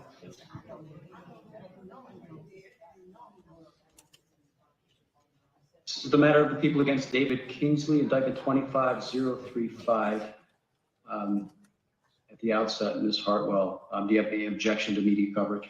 No, Your Honor. Court will permit the same. And sir, that's your name, correct? David Kingsley? Yes. So, Mr. Kingsley, you're here today because the grand jury of Oneida County did return an indictment against you. You are charged with one count of the felony offense of murder in the second degree and one count of the felony offense of manslaughter in the first degree. On these charges, you're entitled to the assistance of counsel at this and all stages of proceedings, and if you cannot afford an attorney, one will be provided to you at no cost to you.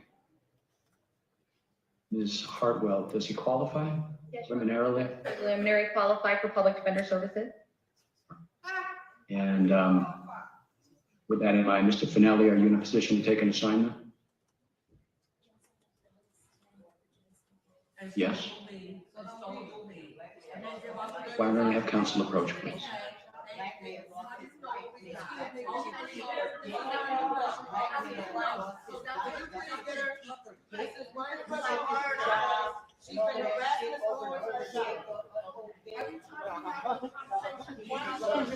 No, she is right. She sure did. She is right. We wouldn't have done something to her.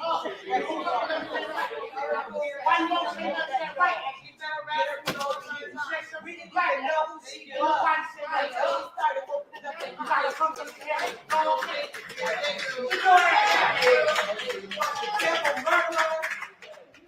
How can you speak next to that monkey? Because he beat her up while he got kicked. That boy got kicked too. She was like, oh, don't worry, you can't get out, we ain't got no money. You racist, man. Come over there. I'm gonna say that to that white man. What, you gonna beat me up too? Yeah, but you didn't say that to that white man. You said something else. When we told you to shoot me, It was her. She got kids. He got kids. We got kids. You killing our kids. You killing our kids. You in jail and they get murdered. That ass. You stomping the man up and do these kids. That's right. And she was over here, came over here messing with us. We wasn't saying shit to her.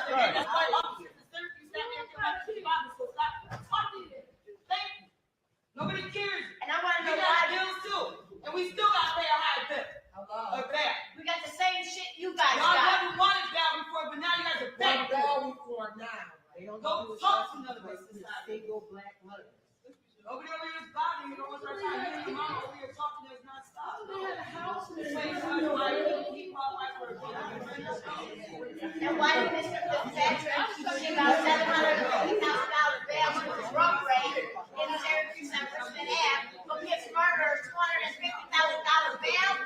When you give a drug raid $750,000 bail for 200 people? Bullshit. It's a mockery of Gave my son's murder $50,000 bail. Manslaughter. So, Mr. Kingsley, you are entitled to the assistance of counsel throughout these proceedings, and if you cannot afford an attorney, one will be assigned to you. Do you intend to retain counsel, or would you like counsel assigned? All right, and I understand, Ms. Hartwell, they'd be at least preliminarily qualified. All right, in that case, Mr. Kingsley, I do have attorney Matthew Finelli here.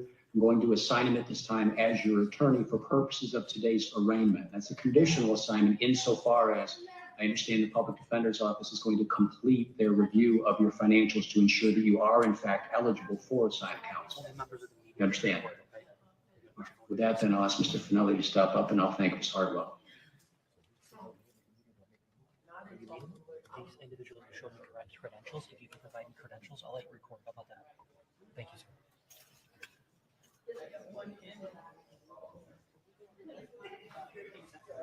Mr. Finelli, you're welcome to turn the microphone off and take a moment to confer with your client.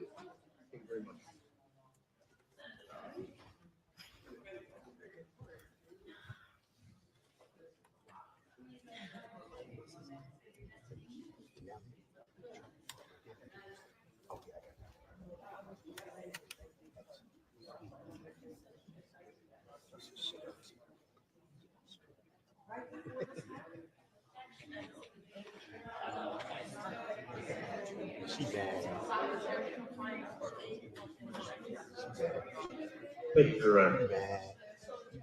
All right, so Mr. Kingsley, the reason for your appearance here today is because the grand jury provided account returned an indictment against you, so you have to be arraigned upon that. Mr. Fitzpatrick, you may arraign.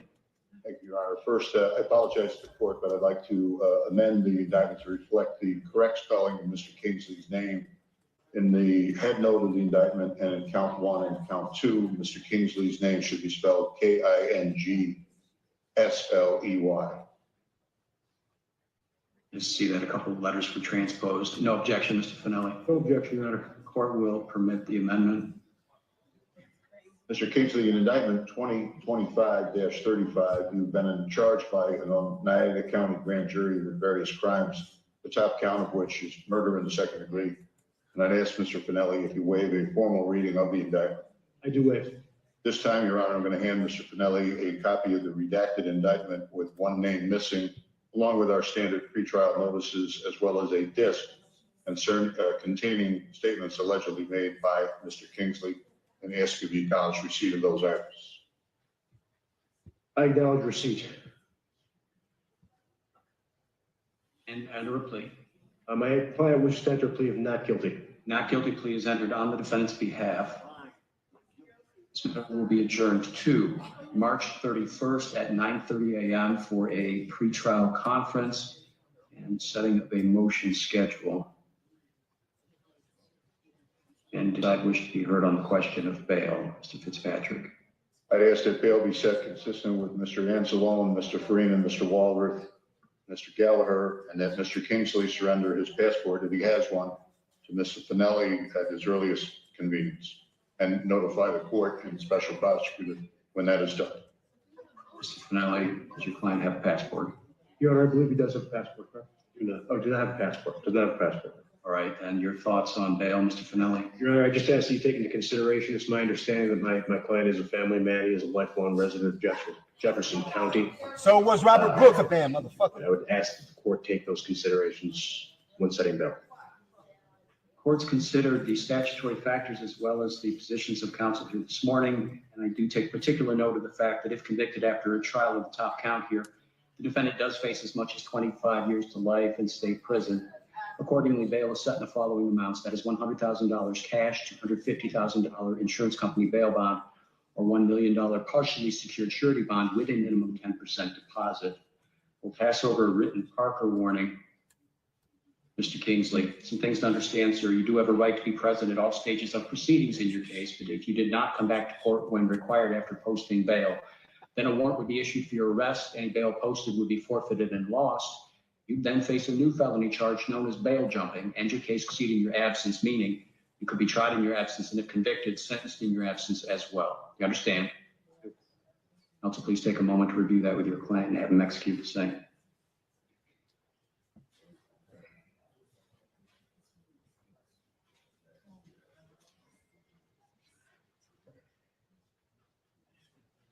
Your Honor, just for the court's notice here, there appears to be a typo here in this Parker warning. It indicates that Sir is the third, David James Kingsley the third. He is not the third. You can amend that then. Thank you.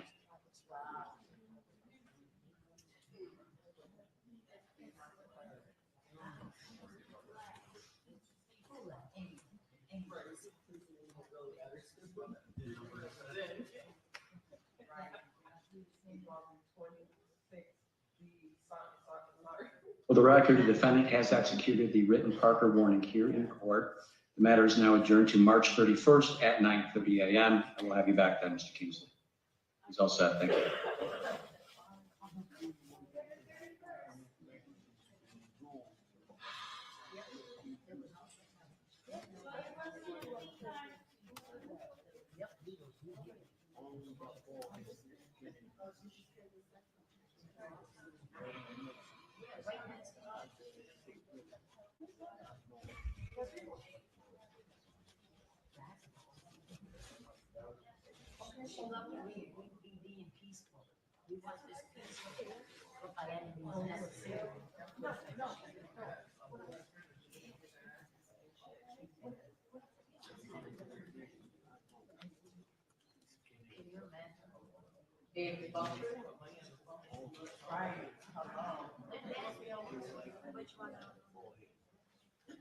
They gonna drag this shit out for years, bro.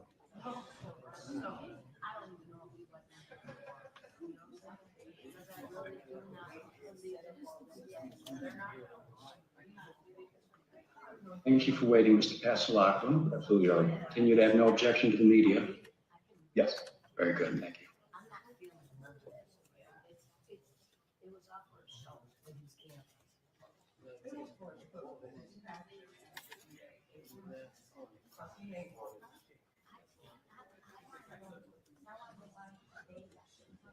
Oh, he looks racist. Like he's like a fucking biker.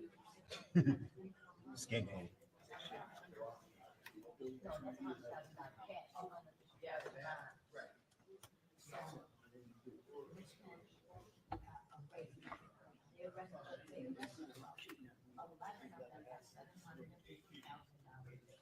This is the matter of the people against David Walters, indicted 25035 on for arraignment today. Mr. Passalacqua, do I understand correctly you've been retained to represent David Walters? Yes, Your Honor. On behalf of Passalacqua & Associates, we have been retained to represent Mr. Walters. That's your name, sir, David Walters? That's correct, sir. How old are you, Mr. Walters? 36. Mr. Walters, you're here today because the grand jury of Oneida County returned an indictment against you. You have to be arraigned upon that. Mr. Fitzpatrick, you may arraign. Thank you, Your Honor.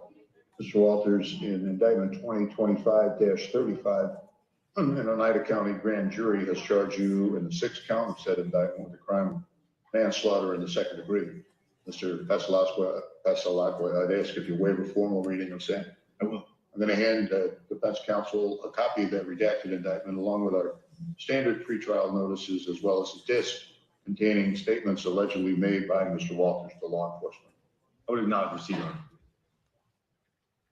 Now, Your formal proceedings entered and plead not guilty to all charges at this time. very good. A not guilty plea is then entered on the defendant's behalf.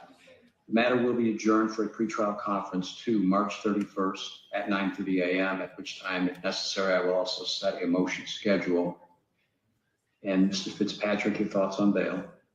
I would ask that bail be set consistent with that set on Mr. Fisher, and that if Mr. Walters has a passport, he surrender it to his attorney and his attorney notify the court and the special prosecutor of same. Pasalacqua, does your client have a passport? He does not, Your Honor. All right, and your thoughts then on bail? Yes, Your Honor, I would ask the court to consider setting bail lower than has been previously set. Mr. Walters has been a lifelong resident of the area, does not have a passport, does not recall the last time if he ever left the country at all. He's retained my office. He's been in constant contact with us. We've maintained constant contact with Mr. Fitzpatrick's office throughout these proceedings and leading up to today's arraignment. He poses zero flight risk, and I would ask the court to consider those factors when setting bail. Thank you. The court's considered the statutory factors as well as the position of counsel here this afternoon, noting that if convicted of the sole count the defendant faces this indictment, he could face 5 to 15 years in a state prison facility. Bail is set in the following amounts. That is $50,000 cash, $100,000 insurance company bail bond, or $500,000 partially secured surety bond with a minimum 10% deposit. Mr. Walters, if you post bail while these charges are pending, you do have right to be present at all stages of proceedings in your case. But if you did not come back to court, then a warrant would be issued for your arrest. Any bail posted would be forfeited and lost, and you would then face a new felony charge known as bail jumping. And your case could proceed in your absence, meaning you could be tried in your absence, and if convicted, sentenced in your absence as well. Do you understand? There's a written document to that effect. I'll let you take a moment to review that with your attorney. Thank you, Your Honor.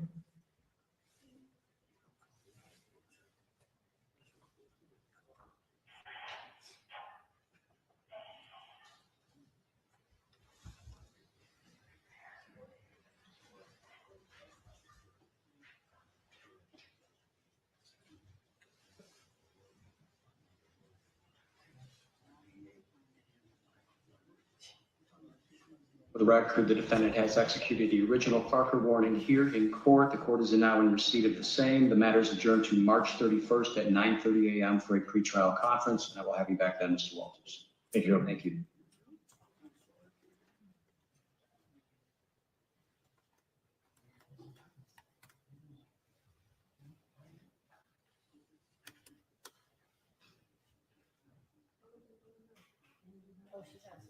Like the maid shop?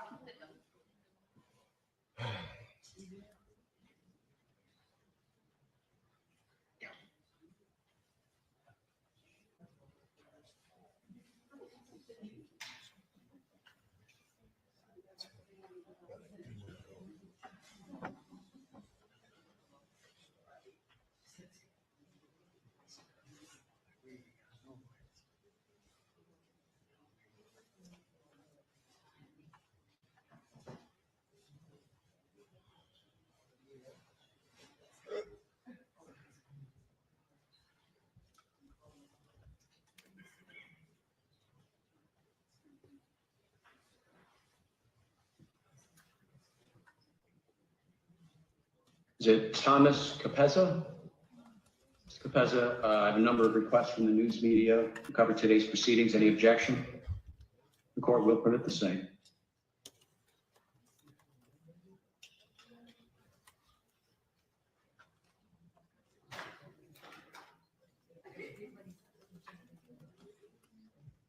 This is the matter of the people against Michael Mashraw, indictment 25035, on for arraignment today. And It is Thomas Capezza, correct, counsel? Thomas Capezza, Your Honor. All right. On behalf of Michael Masher. Oh, please. You've been retained to represent Michael Mashaw. Yes, Your Honor. And sir, that's your name, Michael Mashaw? Yes, sir. How old are you, Mr. Mashaw? 47, sir. Mr. Mashaw, you're here today because the grand jury of Oneida County. Oh, please.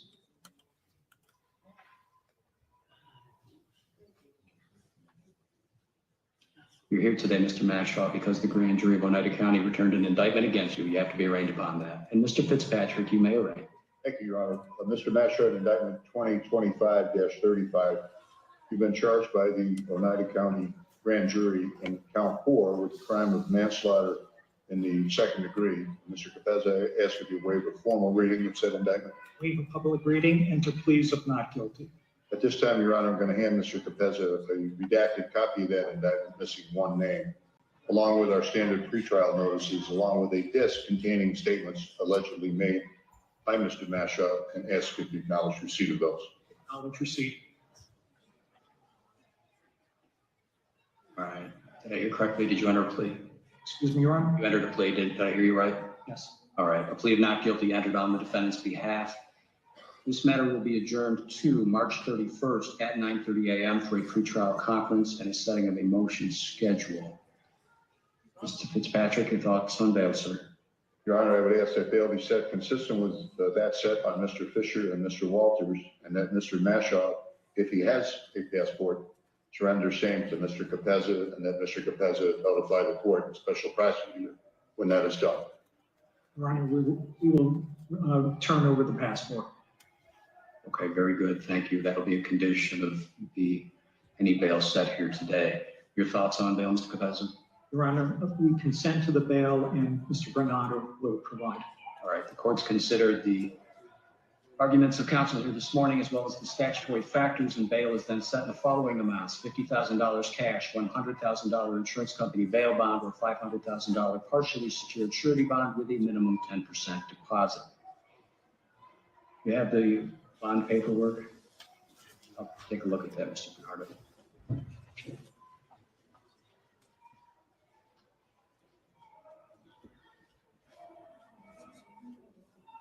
We're looking at that now. Thank you.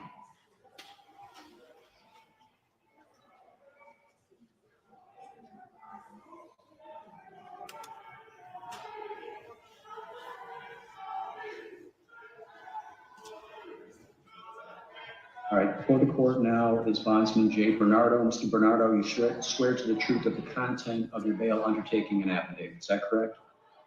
Thank you.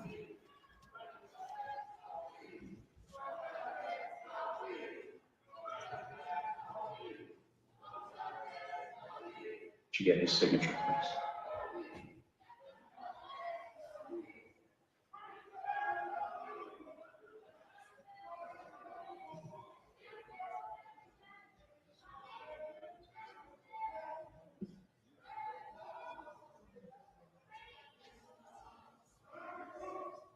Thank you. Mr. Mashaw, I have before me a proposed bail bond in the amount of $100,000. I understand you're asking to be released upon this. Is that correct? You understand what your number one obligation is under this bond? What's that? And on any other date you're required to be in court.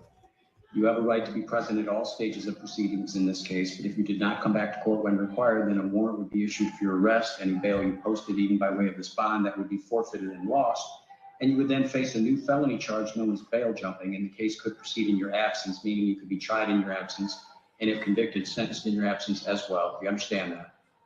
I've received a written document to that effect entitled Parker Warning. Confirm for me you signed that document here in court after you reviewed it with your attorney. Yes, sir.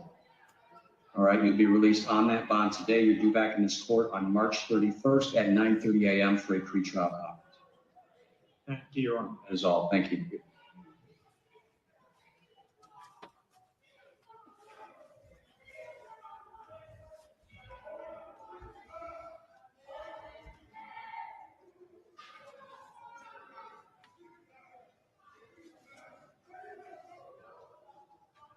Yeah.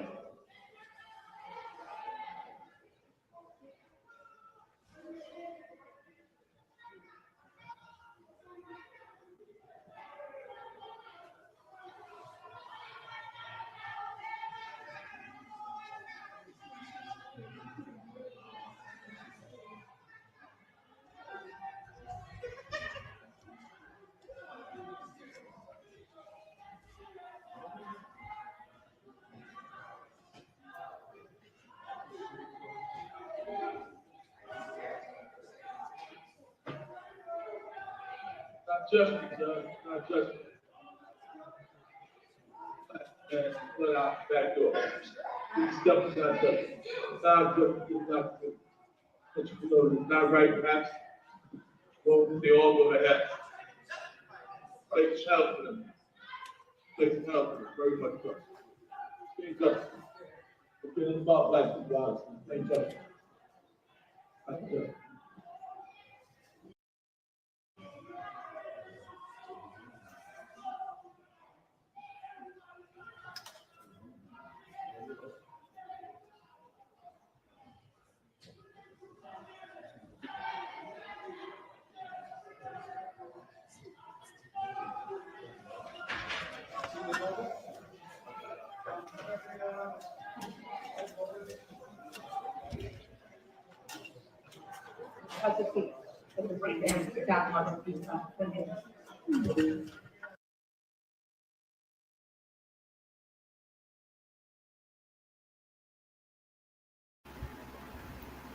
Whew, child.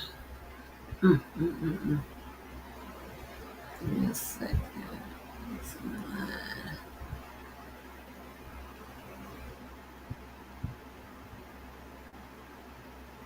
So that's a lot. I think I also. Um, oh,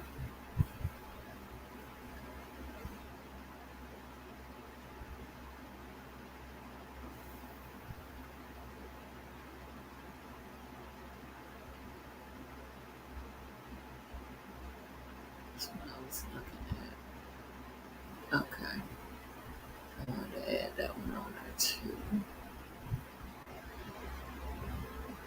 Y'all, this is crazy, right? And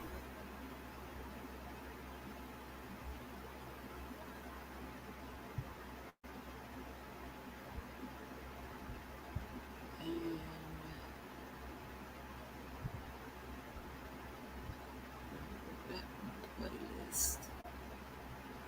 All right, let me let this playlist run. And if I'm not mistaken, and I can't say yeah or nay that this is how it happened, but I heard someone covering it, and so I don't know if in the next few clips we will get confirmation of it, but I'll definitely try to figure it out because of course we were wondering how the hell was all the cameras, not all the cameras, but what were the cameras that caught the footage of this beatdown of this man. How did that happen? Right now, I do know that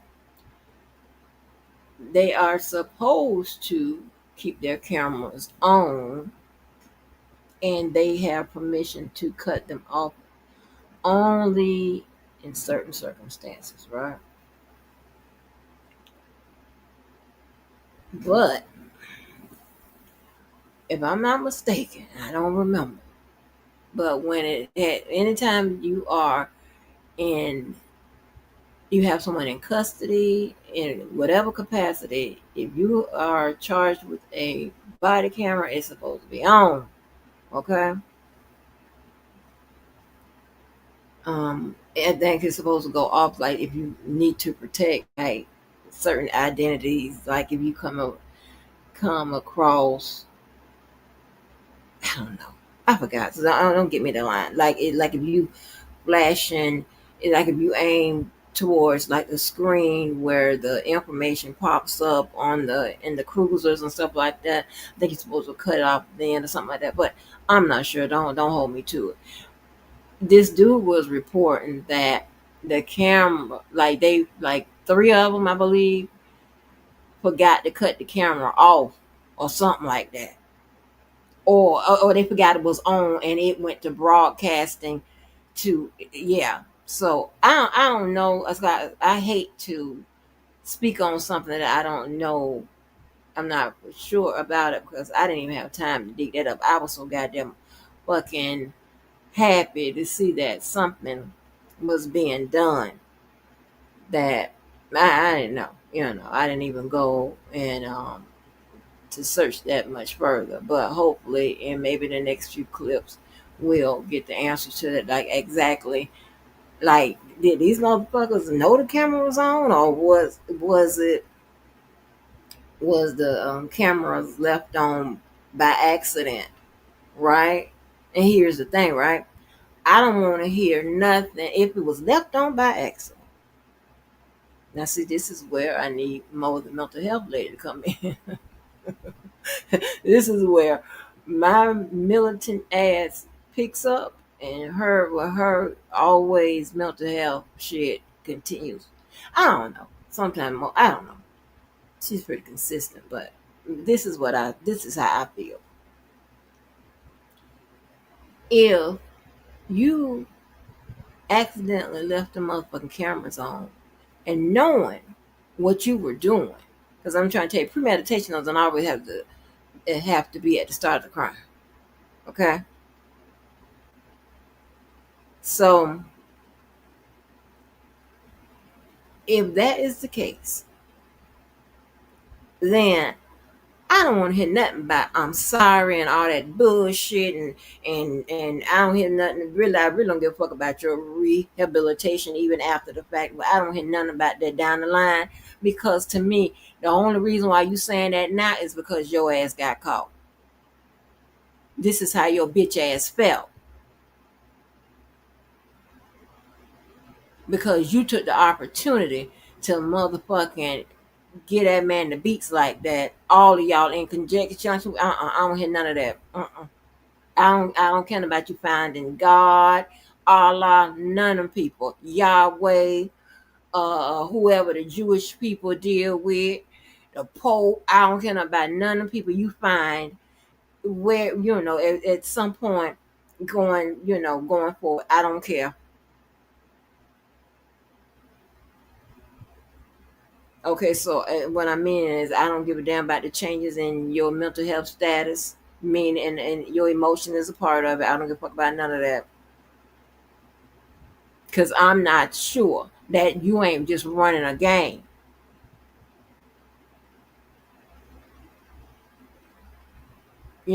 I even when you look at people who now say that they're no longer skinheads and no longer, you understand what I'm saying? Although I can get there at some point with you to say, okay, yeah, this person is truly remorseful or truly have changed their ways and this, that, and that. I have to look at all the circumstances. Why are you saying this now? That's the first one I look at. So I don't get there with that part of your mental health um, change or whatever them people call it. The emotions, their feelings or whatever. I don't know what it's actually formally called on paper, but or through the text, but I don't remember. All I know is I'm interested in what made you change your mind. Now all of a sudden. And if it's real close to when your ass trying to get out or seek some kind of lesser punishment for your crime, I really, really don't want to hear that. Just to be honest. What up, Diva? I really don't want to hear none of that bullskate. You full of shit.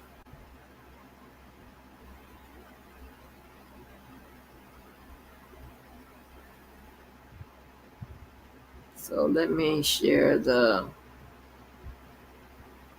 and just in case you couldn't follow all of that,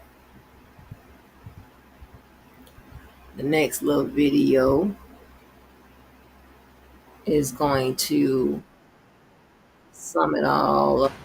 We start tonight with the breaking details on formal charges filed against several Marcy Corrections officers and staff, all in connection to the homicide of inmate Robert Brooks. Brooks was seen on body-worn camera being beaten. That was on December 9th. Yeah. He died on the 10th. And today, an indictment was unsealed naming 9 people. Charged with murder and manslaughter, Nicholas Anzalone, David Kingsley, Anthony Farina, Christopher Walrath, Matthew Gallagher, who is also charged with gang assault, and an unnamed individual who is scheduled to be arraigned on Monday. Just manslaughter charges, Michael Mashaw, David Walters, and Michael Fisher. Charged with tampering with physical evidence, Nicholas Gentile. News Channel 2's Jolene Ferris was in court today for their arraignments. She is now live in downtown Utica with the details. Jolene. Thank you, Kristen. After this arraignment, the special prosecutor in this case, Onondaga County District Attorney William Fitzpatrick, held a press conference right across the way, basically, at the Oneida County office building, during which he shared that amidst this investigation, he had to walk away while watching video of the savage beating of Marcy Correctional Facility inmate Robert Brooks. Fitzpatrick spoke today along with the state police superintendent and a rep from the State Department of Corrections and Robert Brooks' son, Robert Brooks Jr. His son wants something positive to come from this. He never wants to see anything like this happen again to another family. The prosecutor gave some sad and graphic insight into how Robert Brooks died. Several of his internal organs were bruised. His hyoid bone was fractured. His thyroid cartilage was ripped. He also died as a result of repeated restrictions to his airways, causing severe brain damage. And finally, he died by choking on his own blood. I will never get my father back. The men have robbed me of that opportunity. Still, indictments are an important step toward accountability. These men murdered my father. It was on video. The whole world got to see it. Waiting a month for these charges have been extremely hard, but these men need to be prosecuted and convicted of the crimes they made. And counsel. And before this press conference, of course, 2 courtrooms here at the Oneida County Courthouse were packed and overflowing with people looking to get that first glimpse of these defendants, which they did. So as you can imagine, there was a very, very heavy police presence here and very high emotions, several arguments, yelling, screaming, shouting in the hallways. Didn't get physical as far as we saw, but again, emotions were very high. We'll send it back to you for now. Jolene Ferris live in downtown Utica. Now, the governor, hours ahead of the indictment, released a statement saying that the perpetrators have been rightfully charged with murder. She says Robert Brooks should be alive today and that the brutal attack was sickening.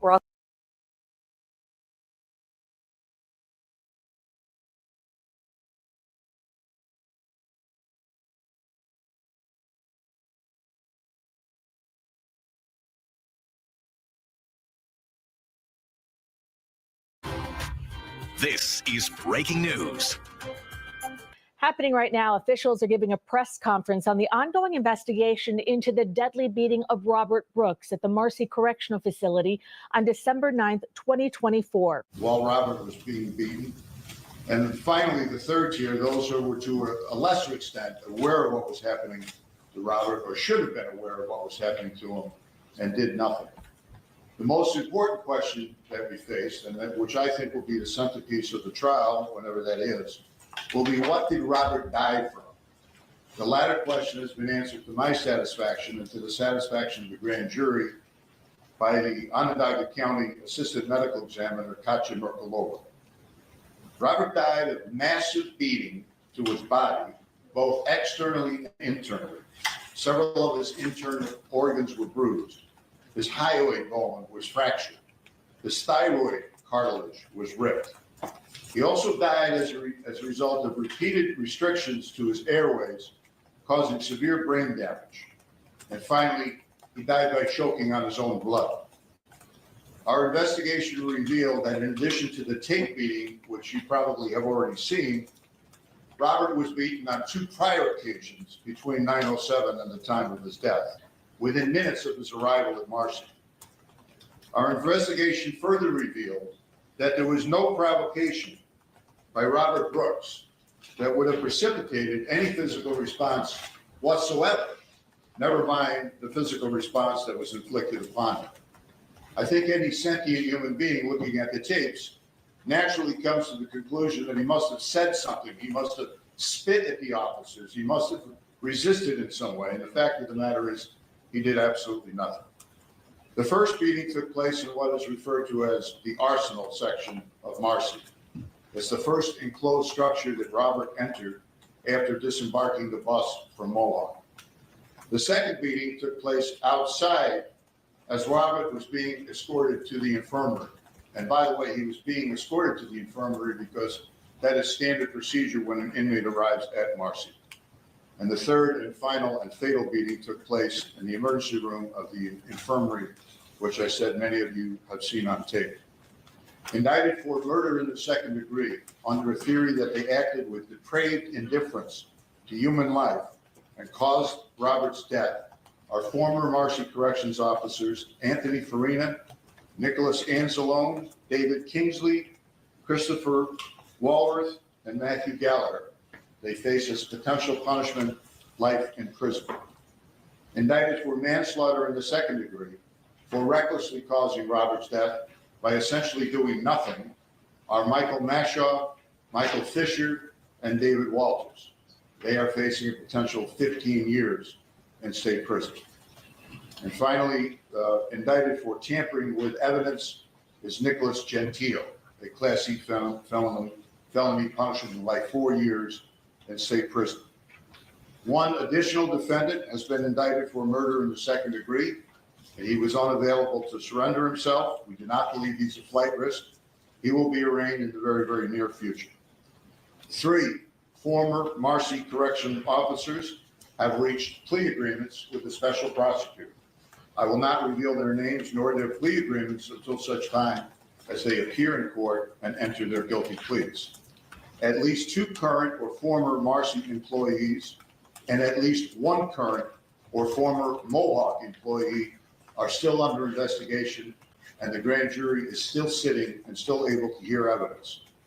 I would advise them to seriously consider cooperating with the special prosecutor. That, of course, is their choice. I want to thank very much the governor of the state of New York, Kathy Hochul, for her assistance, both logistically and financially. She has given me every resource I need to successfully conclude and bring to justice in this case. I want to thank Chris Marticello, who is Assistant Superintendent of Docks. He has answered every question. He has done every request we have made of him. The state police have been outstanding in their investigative work, as they have been throughout my 45-year career as a prosecutor. I want to thank my longtime friends and my local colleagues, the county executive, Tony Pacenti. He has been a great, great host to me and my staff. It's made us feel very, very welcome. And of course, I want to thank my colleague and my new friend, Todd Carville, for his assistance, the Oneida County District Attorney. I want to thank my team, who I just introduced. I want to give a special thanks to 23 members of this community who selflessly gave of their time and cautiously and very, very deliberatively went over this case and returned this indictment. I want to thank Robert Brooks Jr. I don't know him very well. This is the second time I have met him. He strikes me as an extraordinary young man, and he has been very, very gracious and supportive of me and my team. I want to also thank Jared Brooks, who was Robert's brother, Robert Brooks, the deceased's brother, and also Robert Ricks, who was Robert's father. I remind everyone that all of these defendants are cloaked with the presumption of innocence, and they will get their day in court at some time in the very, very near future. I want to turn the microphone over to a couple of people. I'm going to start right now with New York State Police Superintendent Stephen James. Soup. Good afternoon. Thank you, District Attorney Fitzpatrick and your staff. As the DA mentioned, essentially his office, through the special counsel responsibilities, assumed special counsel investigation of this case. They immediately went to work. They worked closely with the members of the state police to put this case together. And certainly, as you said, it's not done, but I thoroughly appreciate the work and the professionalism that they put forward. I want to acknowledge the assistance that we received that was provided by the Onondaga County Medical Examiner's Office as well.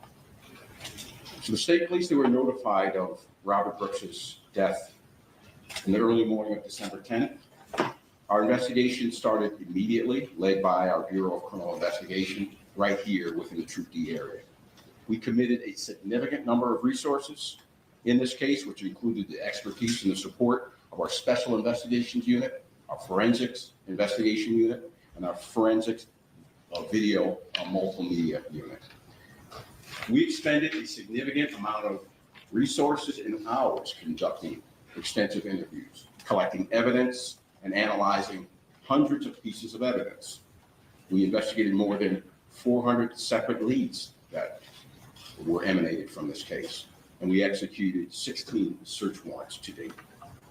These numbers, they illustrate the extraordinary efforts that our members dedicated to this case and our efforts in collecting basically information to get to the truth and providing answers to the family.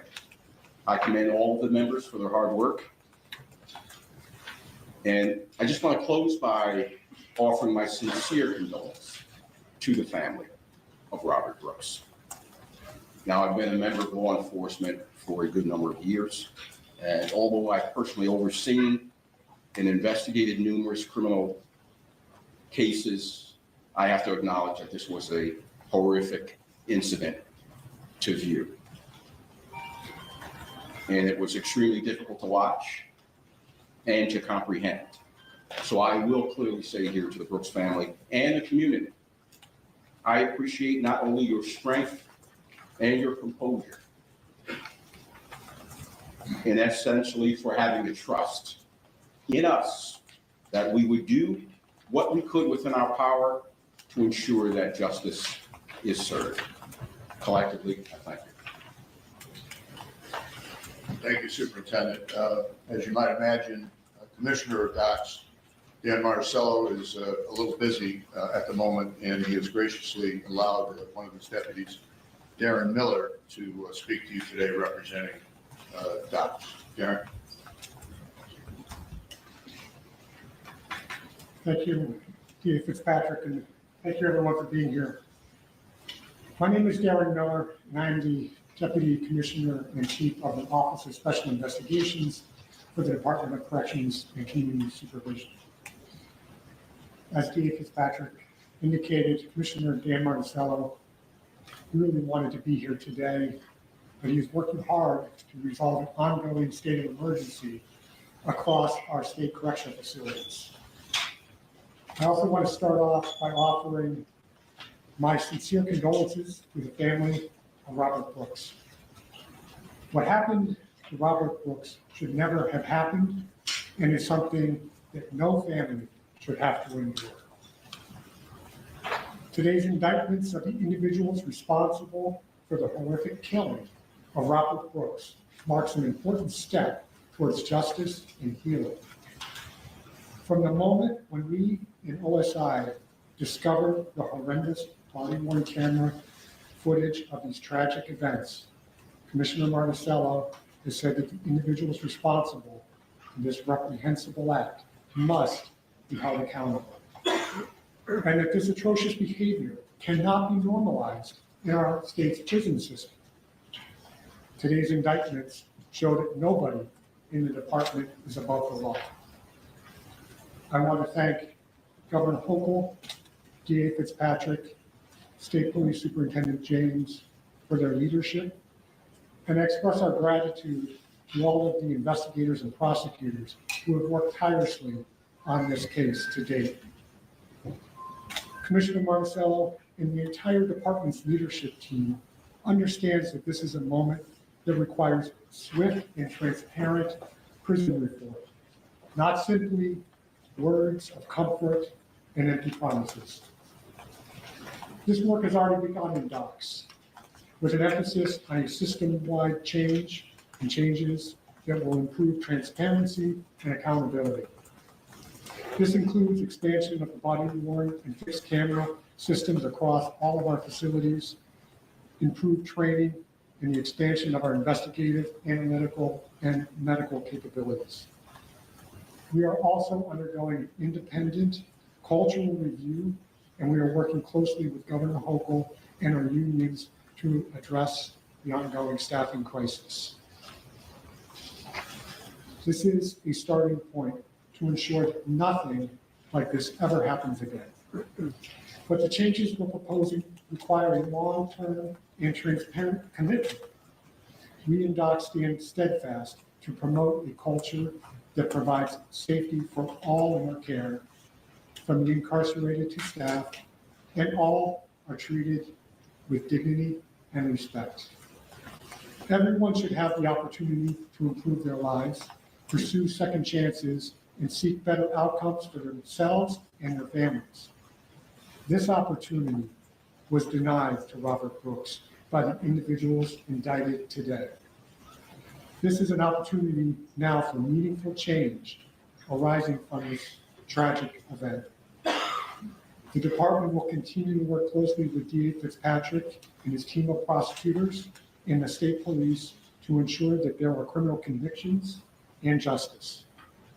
The governor and the department are committed to transparent and accountable reforms. We all must be better than this. And today's indictments are one positive step in that direction. Thank you. Darren, thank you. Also present here, I just want to identify for the reporters, Steve Schwartz, who is the attorney for Robert's family, Jared Ricks, who is Robert's brother, Mazel, I don't want to butcher your last name, Mazel Shartino, who's also Robert's son, and Robert Ricks, the father I spoke to earlier, I don't believe he's here, but speaking on behalf of his dad, is an outstanding young man that I'd like to ask to come up and say a few words to you, and that's Robert Brooks.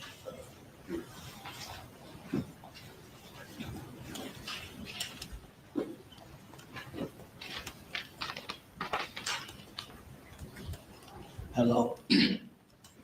Hello, everyone. My name is Robert Brooks Jr.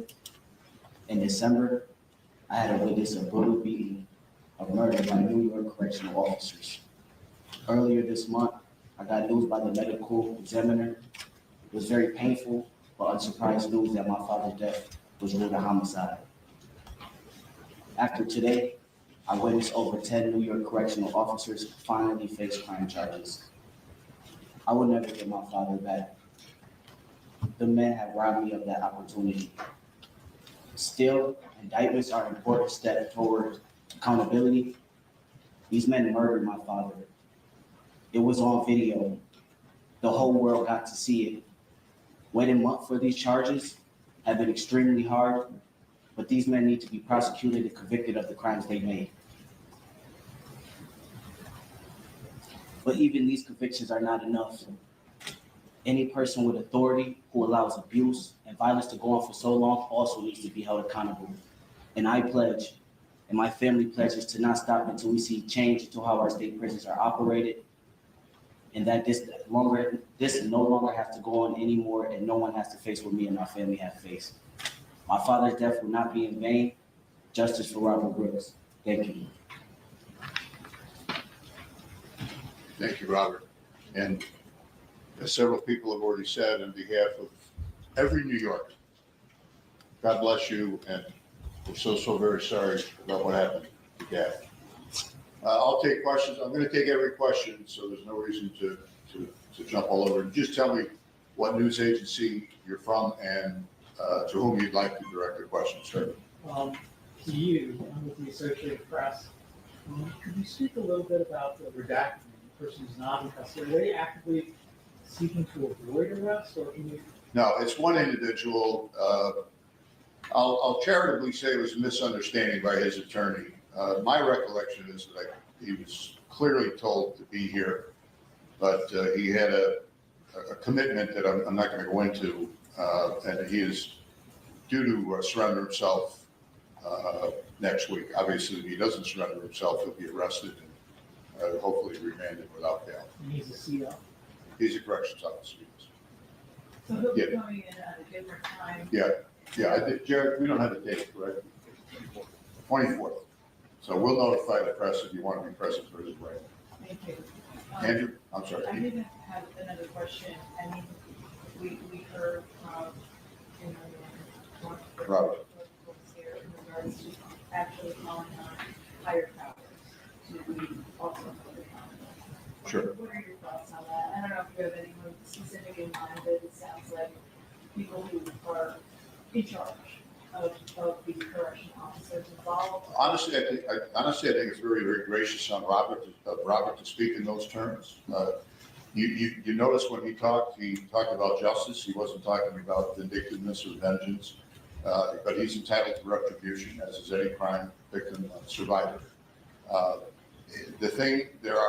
There are the obvious disturbing things about the tape, the beatings, but there's a lot more disturbing about the tape. And to me, the disturbing is the sense of normalcy, the way that everyone was just going about their business as if this was acceptable behavior. And I think that's what Robert was talking about. And it has to be done. I mean, my job, I'm focused. I intend to convict these defendants. That's my focus. Everything I've heard from the governor is that she's very acutely aware that there's a systemic problem that needs to be addressed. And it's not just Marcy. You see what's going on around the state. And the Inspector General, by the way, is also in the process of conducting an investigation. So, Can I ask one more thing? sure. There was a lot of noise inside both of the courtrooms and outside the courtroom. Right. Supporters of Robert Brooks saying that they were very concerned that bail was set too low. This is New York. If you get bail in a case, you should, after you do a novena, just say thank you, Your Honor, for setting bail. Bail is not an issue in this case. The case is not going to be decided because someone's locked up for 8 months or 9 months until the case comes to trial. These guys aren't going anywhere. So, Andrew? I imagine the videotape is very valuable evidence to the case, but to think that it may not have existed because those officers didn't intentionally record their devices, it was by happenstance. Wondering the value of the tape, but also the fact that they might have not been seen doing it if they didn't record it. There's no question that one of the ironic features of this case, and the grand jury found, the officers were not aware that they were being taped. That's going to be proven beyond a reasonable doubt at trial. So it begs the question, if the Axon didn't have that feature of recording the previous 30 minutes and saving that into the cloud or whatever they call it, would we be here today? Would Robert, in my judgment, would have gone to see Attorney Schwartz, and Attorney Schwartz would have said, well, I don't know what happened.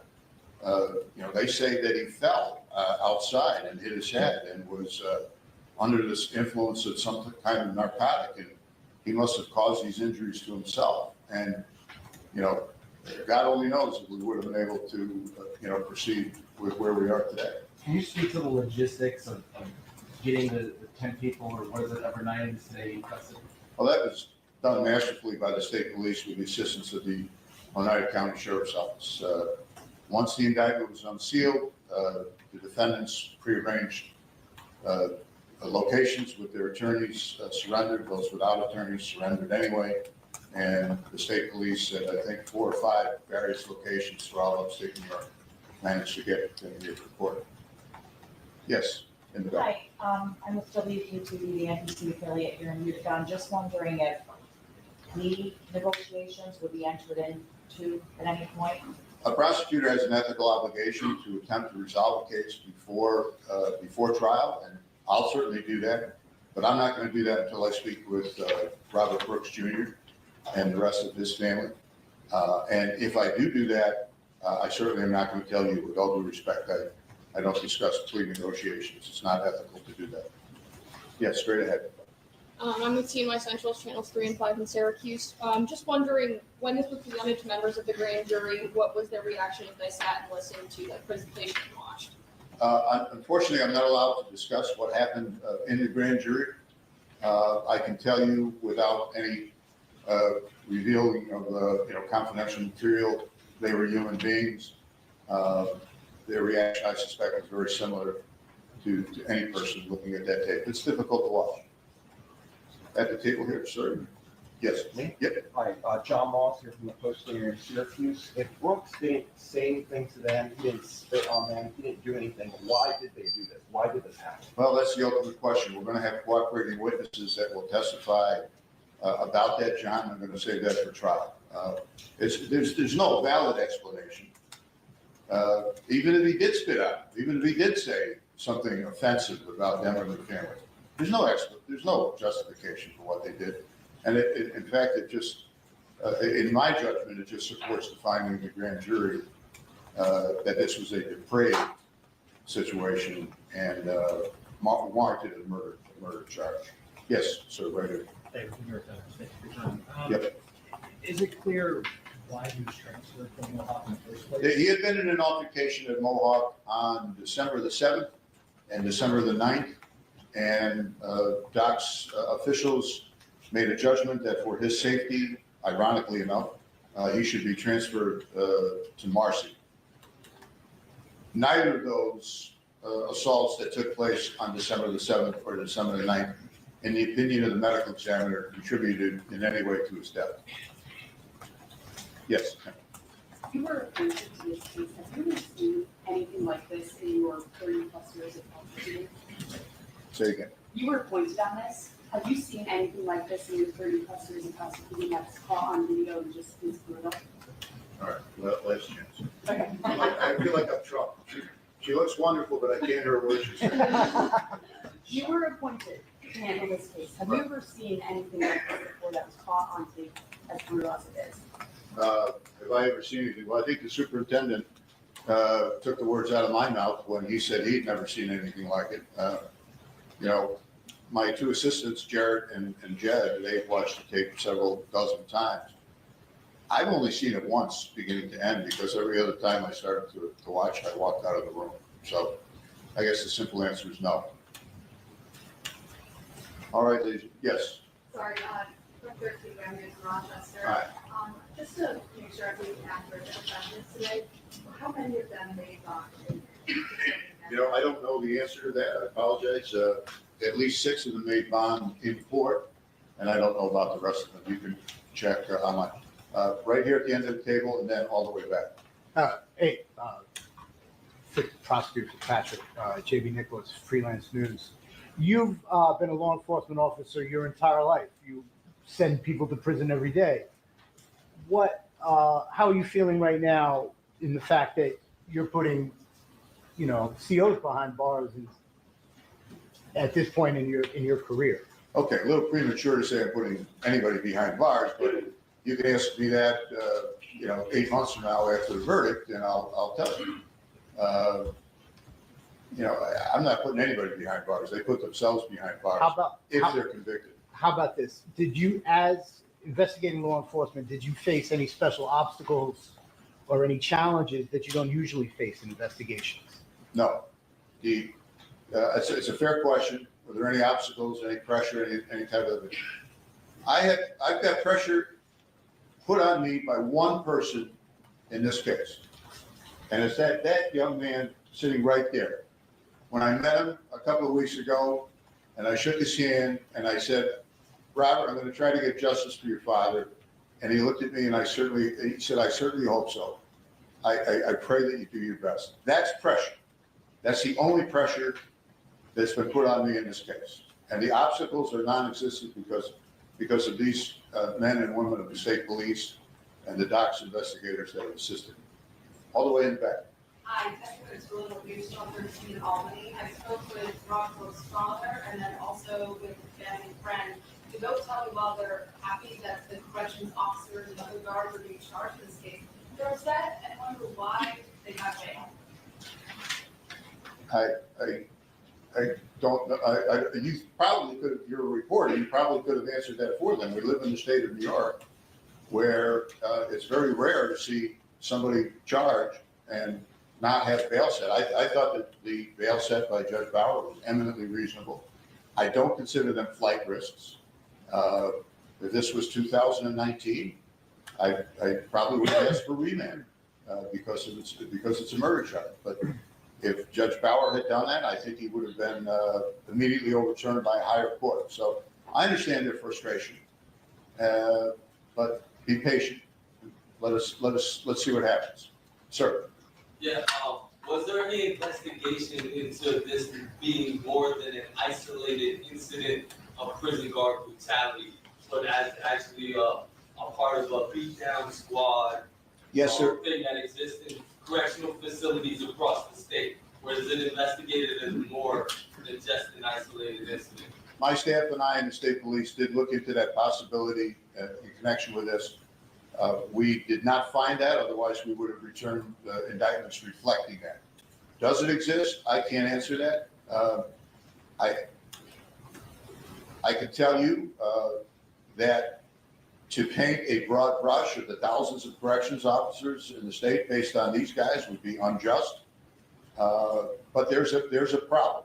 When people are milling around, watching a guy being beaten, being dragged around like a piece of meat and doing nothing other than filling out paperwork, there's a problem that needs to be addressed. And I think the appropriate people are addressing that. But to answer your question directly, no, we did not find evidence that this was something normal that would happen at Marcy. Some of these officers, though, are accused of other acts of violence in their job. That's why the Attorney General recused herself. Does anybody have any questions for anyone behind me? I don't want to keep everybody. I know the superintendent has other things to address, so. Prison. I don't know if you want to. There is a call from the family, and we're just support the family for systemic, long-term drastic change. And you addressed that a little bit, but what can you say you're actively working to do? There currently is an independent law firm that has been hired and is conducting an extensive review of the culture in the correctional system. They're touring various prisons. They're talking to individuals from the highest ranks, including our commissioner, all of the executive staff in the department, and then on down, so that it's a top to bottom review of the Department of Corrections. We are also engaging two other entities, again, independent entities that have expertise in corrections, and they're looking at different sampling of correctional facilities, with also the mindset of trying to drill down to see what types of changes can be made to implement real and sustained reform in our system. How is the? And that's just among others. I mean, I mentioned about the body-worn cameras, which is a game changer in the system, particularly trying to determine what goes on behind the walls. The video in this case was obviously very instrumental in identifying what happened. We were working this case right from the start with the state police and then the Attorney General. And when we got word from the medical examiner about the serious and gruesome injuries sustained by Robert Brooks, there were significant questions that were being asked as far as how could that have happened. The video answered that question. And I was there when we reviewed that video on December 12th, after one of our investigators, actually my second in charge, Chris Marcello, who gave Fitzpatrick mentioned, and on a thought that we should check with the company and see could there be retained video.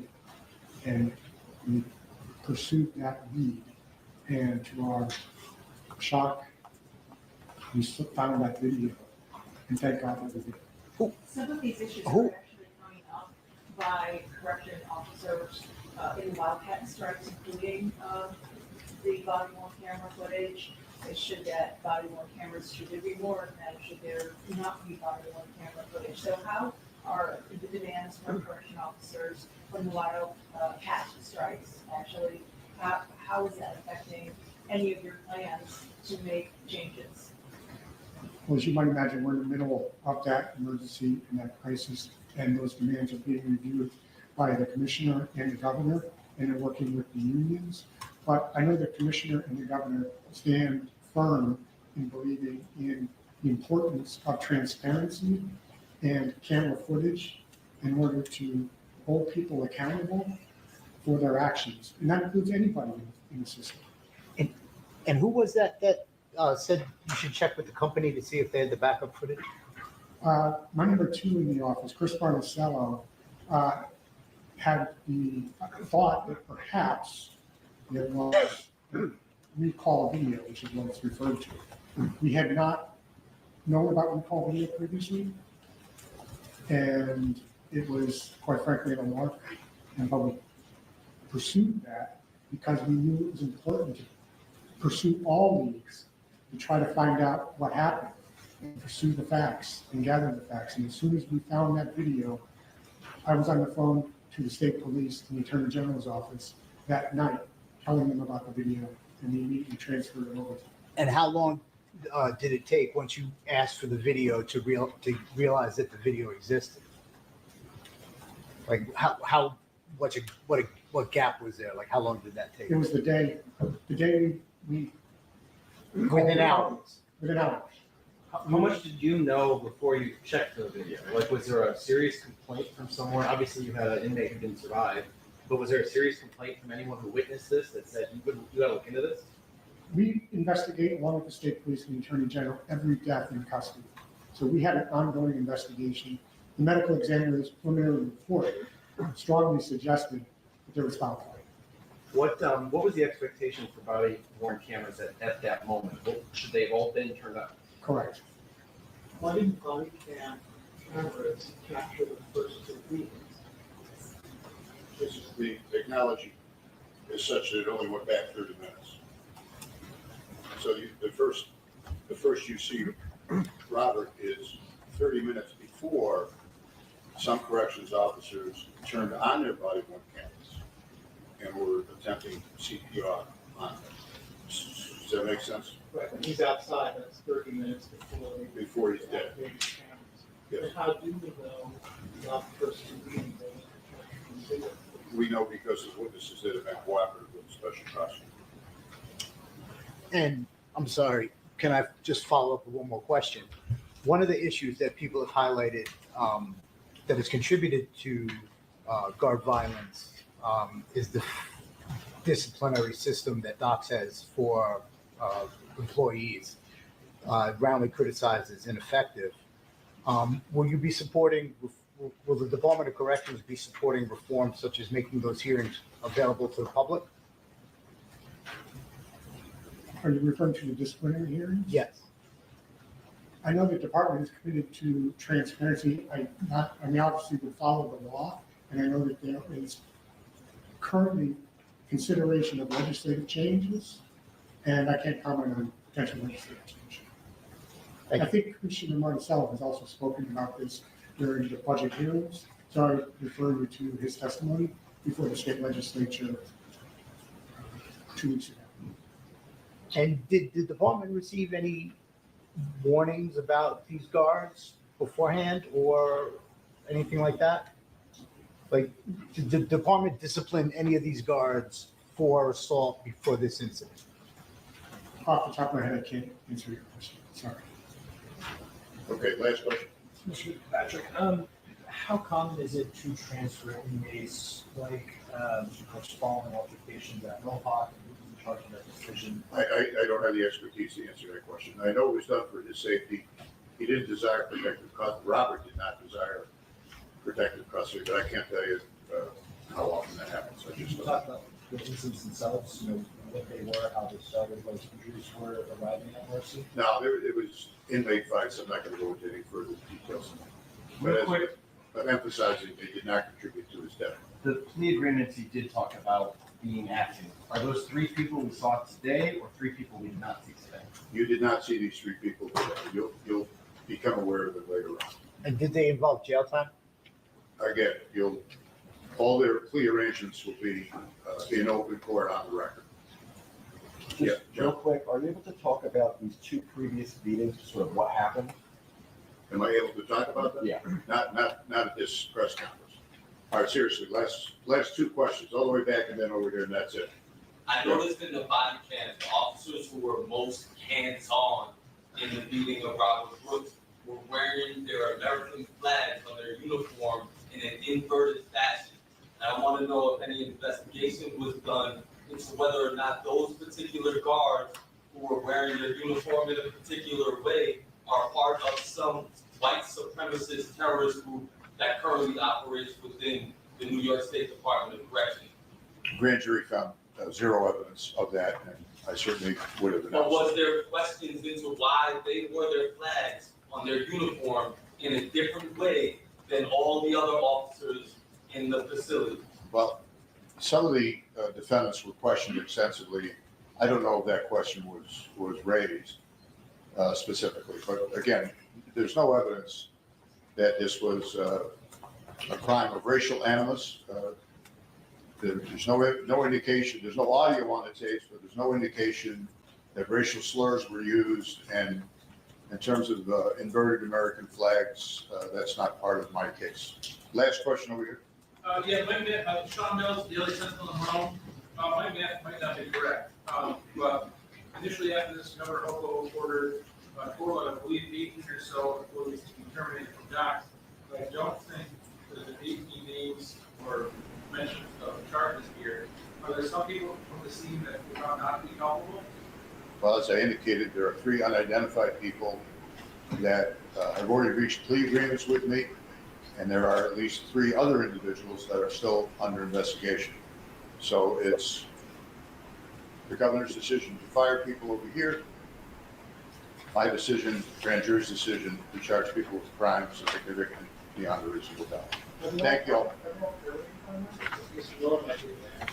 I believe they're all terminated. Pending termination, some have resigned. But we're going through the arbitration process as a matter of collective bargaining agreement.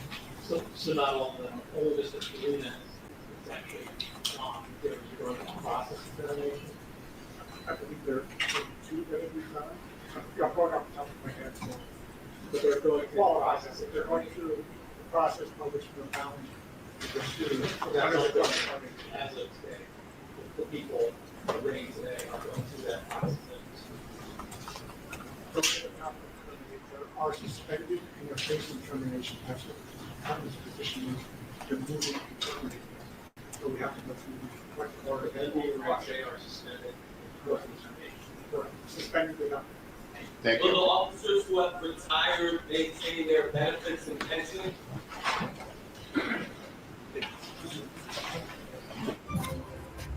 This has been breaking news. Hold on. I literally gotta go to the restroom again. Hold on.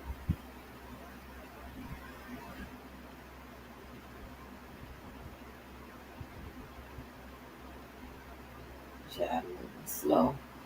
I'm not running where y'all are. But I gotta hold on at this restroom. This is my 4th time. This is such You killing our kids.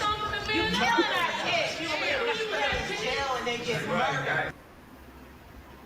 This outburst, one of many reactions that we're seeing tonight as several corrections officers are charged with the prison beating death of Robert Brooks. Many upset with the judge's decision to set bail for all those involved. CBS 6's Brianna Sapardi reports from outside Oneida County Court with the latest. At least 5 corrections officers are facing murder charges in connection to the brutal beating death of Robert Brooks, who was an inmate at Marcy.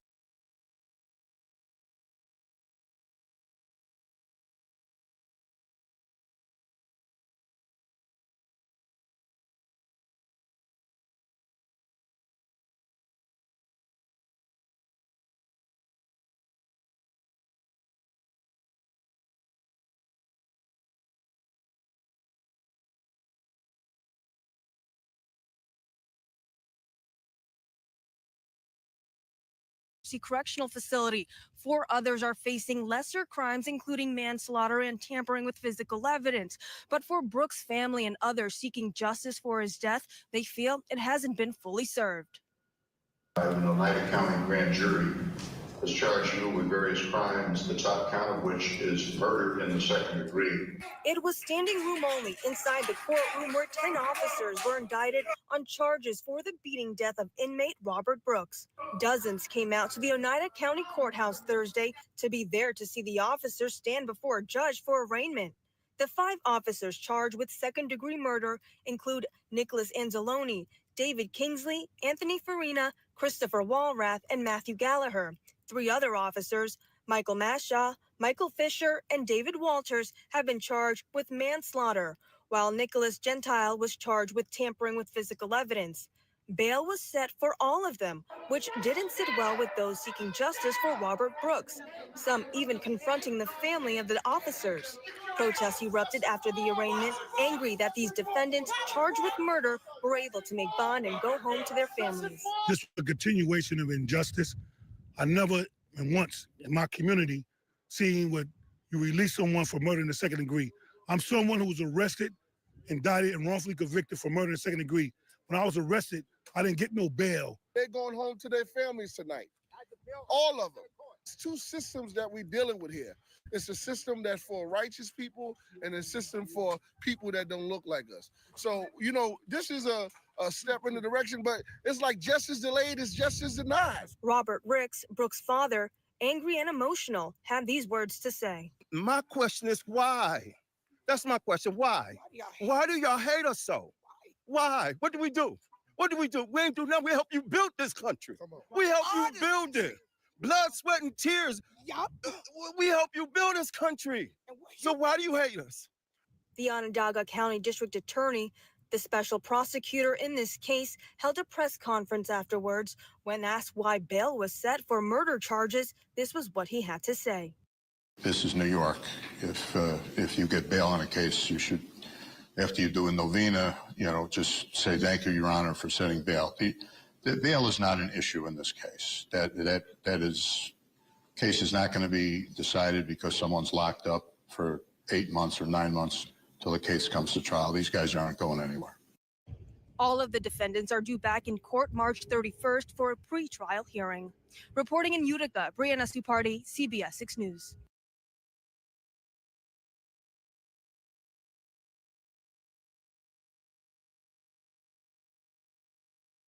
The data is in. It's been a month officially as of today for this new presidential term. And what the data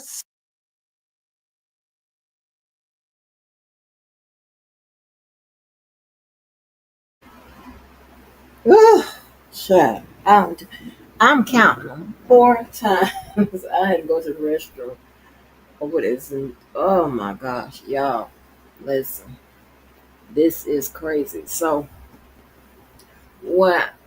apparently, right? I'm just picking up from what I hear out of the mouths of these prosecutors, right? So apparently, we had 10. Now Lord, there were 10 indicted, right? And I hate sometimes when although I'm far removed from the damn job, I sometimes don't pay me no mind. Y'all understand?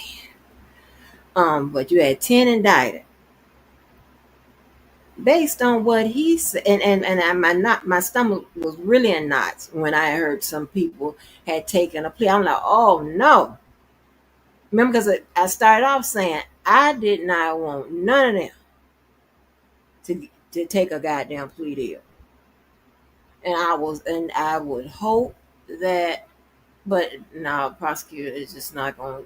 There are very rare instances where a prosecutor would turn down a plea deal, especially if it's one where you evaluate the strength of your case, right? And then you evaluate the environment. It's a list of shit you evaluate, and sometimes taking a plea deal and negotiating a plea deal with somebody is, it counts in your numbers. Put it like that, and again, it's a numbers game, right? But by what I've heard is that there are 10 indicted. um, none of the ones. Hold on, I need to go back and look. Let me scratch that. Let me scratch that because what I was going to say, and I don't know if this is to be true, but we only hear about 10, right? I don't know is 3 of the 10 are the ones that have already taken a plea, and he's working on 3 more. But that'll be 6, and so we saw more than 4 people today. So no, it's some extra people that we did not see or we don't have any privy to that is going to come about later on. Meaning, we said that they're going to take the stand or provide some type of witness statement. They've already helped in with regards to the investigation. He didn't say all that, but I'm just telling you what he said, what that meant. And I'm happy that he gave us a lot. Well, gave me a lot of information that I can figure it out. So I'm not sure if, and I'm kind of sure that the 3 that took a deal aren't included in that indictment. Well, I can't say that. They're not any people that we saw today, which he did confirm that. But that's what I need to get. I'm trying to get a hold of that indictment, y'all. I'm usually real successful with getting paperwork from New York. So I need to get a hold of that indictment so I can figure it out. I can read it for myself to see if if there are people that probably get rewarded for their assistance or cooperation in this case.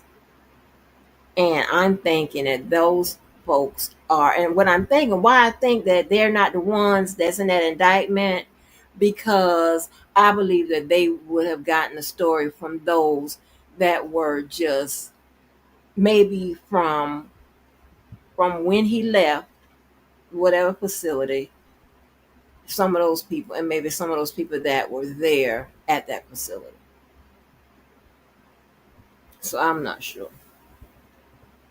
I'm not sure, but that is what I'm thinking. That's what I'm trying to develop my thought into a conclusion with regards to that. But I just, y'all, this is some crazy, crazy, crazy, crazy, crazy shit. And you have this idiot that's in the White House, the law and order president, right? Yet want to also be the president that dismantled oversights and rules and regulations and checks and balances and shit.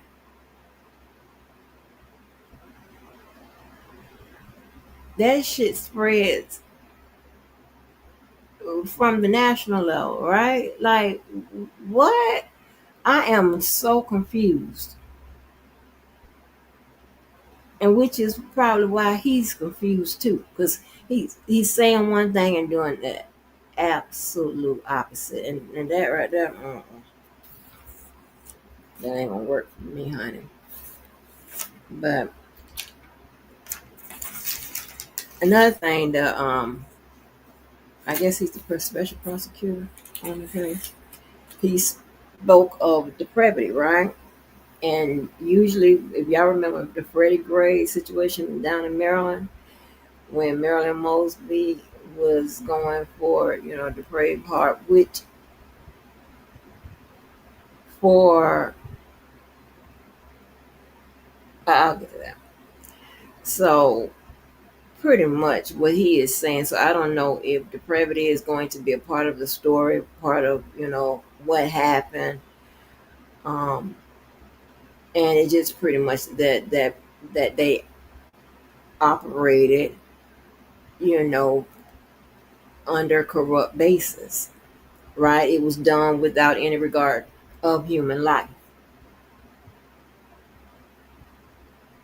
So I don't like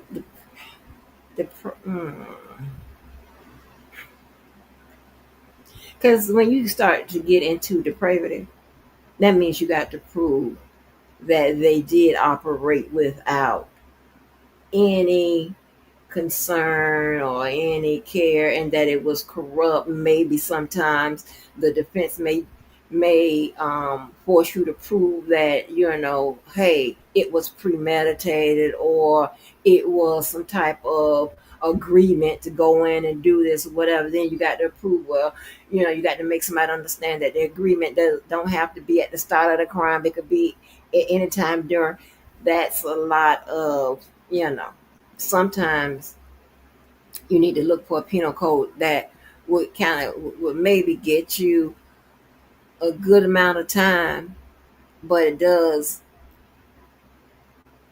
allow you to prove your case beyond a reasonable doubt, instead of making it to, you have too much shit to prove. Because you're talking about depraved. I don't know what. See, that's what I'm saying. I don't know what the penal codes are, whatever. I don't know if depravity is one of the elements that they have to prove. I don't know.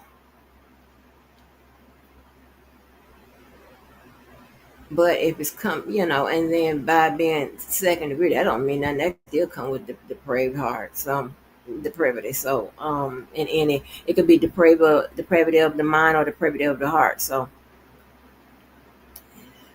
I don't know. And well, that's when you rely on the lessers, but still you want to get that top charge, but you want it to at least be something that you can prove, elements of which you can prove without a shadow of a doubt. And although you in your heart may feel like you got it, but you remember, you got 12 to convince of that. So I don't know. Um, I kind of disagree because if you have that many people. And I don't know, that looks like I don't know what kind of facility. That's a correctional facility that they brought him to. I don't know if that's a correctional facility, but it's definitely like the sick bay or the hospital portion of that facility, where he's saying that they didn't find any widespread corruption and shit like that. I do agree with the part he does say that, the fact that they were just acting like, it's the shit they do between 7 to 3 is alarming. I say that is an indication of that is a culture. That's just how it works. And that's why I'm thinking that there is some people that maybe, well, I believe those people that might have cut a deal are ones that saw something and did nothing.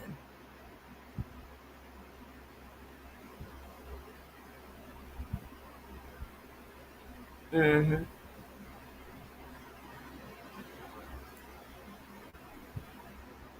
And maybe one or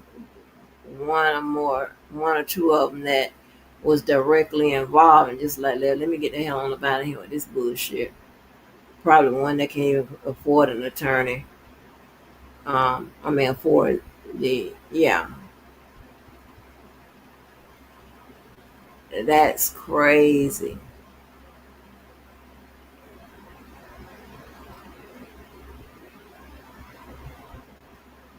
That's crazy, right? So yeah, and there's a reason, but I've always been suspicious of them motherfucking clouds. Cloud this, cloud that, whatever. And y'all pay attention to them terms of services that they ask you when dealing with them clouds. Turn it on, syncing it, and all that shit. See what does. Google it before you say yes to it, whatever, because them motherfuckers will catch you up. Oh my God, that $9.99. I think I pay so many $9.99 a month, baby. To hold that storage is something I wasn't in favor of, but I just, did it for ease. But shit.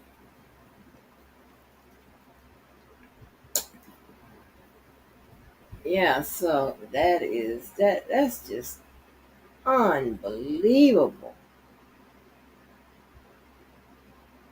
He died from his injuries on the 10th. And I say he was already looked like he was gone on when we was watching that video. And so it did answer the question that it got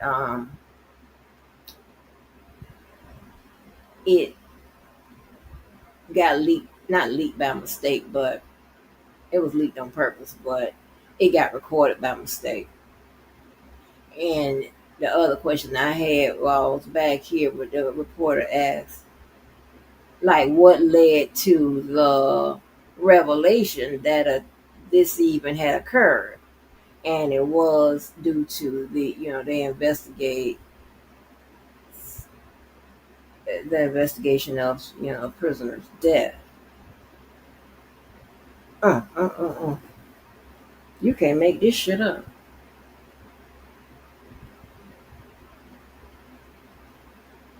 You cannot make this up.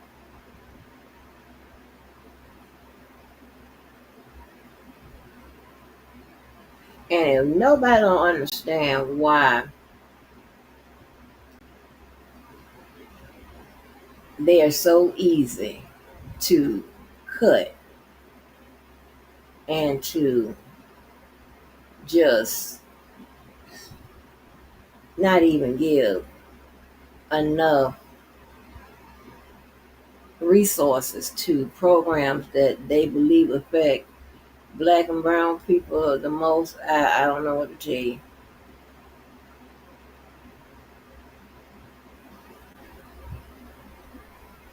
We got dead babies in one state.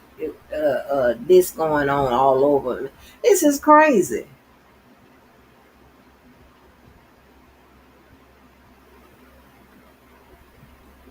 And who is oftentimes the poor?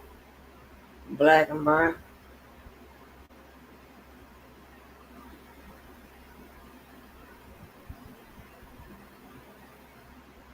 Who gets, who they believe gets the lion's share of the services? Black and brown.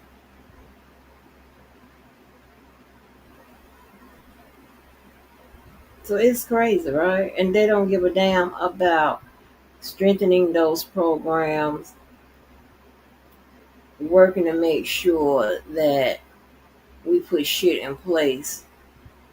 But not, well, if you save one life by strengthening a program, making sure oversight is doing what it's supposed to do, rules and regulations, checks and balances, all that shit. You save one person, that could save two, that could save three, that could save four, right? Because here's the thing, right? Sometimes it's not the actual practice that save a life. It could be the thought that if you do this shit, think about prevention. If you got some sick ass fuck out there that have all this craziness on their goddamn mind, maybe if they think that the penalty that they will face would be severe enough, they would do none of this.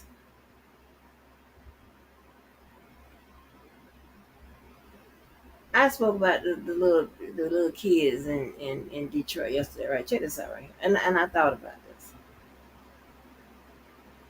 So with the lady, the woman that I don't know if that was that mug shot she took was from a prior incident, but when she showed up, she ain't had that wig on. Now, I don't know, somebody back there snatched it or what. But check this out right here. But it's probably from a different incident because she seemed a lot happy. You're happy to, much more happy to take a picture on that mugshot then. But she, who knows, right, about these people. But when you think about the ages of those children, at that age, we were changing classes. You had at least 4 periods, if not 6. So you mean to tell me that there were 3 children, 6, just say between 4 to 6 motherfucking class change, and nobody said nothing? Nobody was like, where's little Susie? Where's little Susie? I ain't seen Susie in about 2 years. The fuck? I've been associated with organizations that have something to do with children, and a child comes all the time. When we don't see that child a couple times, whatever, we on the phone. We going by the house. Like, give me a fucking break. Like, And again, I still say it's because they do not give social workers enough resources to do their goddamn job. It's either restricted from their actual job title and their duties, or it's restricted because they don't have enough resources to do so. A lot of those goddamn agencies and shit had them old dusty ass computers with the goddamn necks on them and shit, the CRTs and shit. What the fuck you gotta? Let me try to tell you, when my daughter, I told my daughter, I said, believe it or not, her last year of school, right, when she really didn't have to go to high school, so I let her do, come and work with me, right? I said, we still have computers with the neck on them. We still have CRTs. You ain't gonna believe this. We still have dusty, rusty ass CRTs at the feds.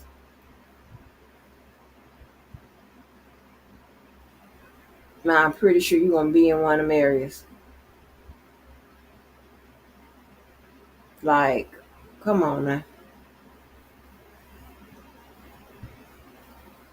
Like that's crazy.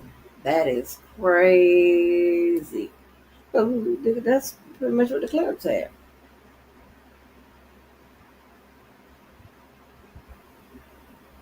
Like, you pushing a button on the CRT on the front of it. Like, what the hell? Stuff on the keyboard. That's crazy, right? I'll buy some kind of remote. That's crazy. Insane. And you got an idiot that's in the White House that should have been trying to figure out how to strengthen and improve these goddamn programs. But instead, just because he don't know how to balance the budget and he don't know about politics and shit, he just gonna zero them out. That's crazy to me. And let me tell you, right?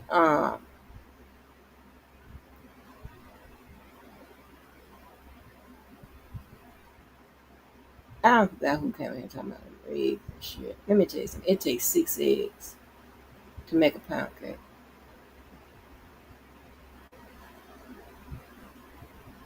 6 of them.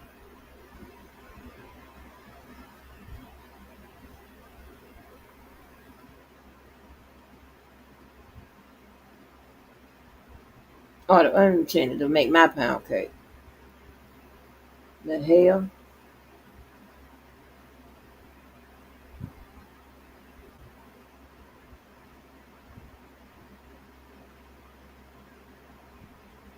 I put 3 in a casserole.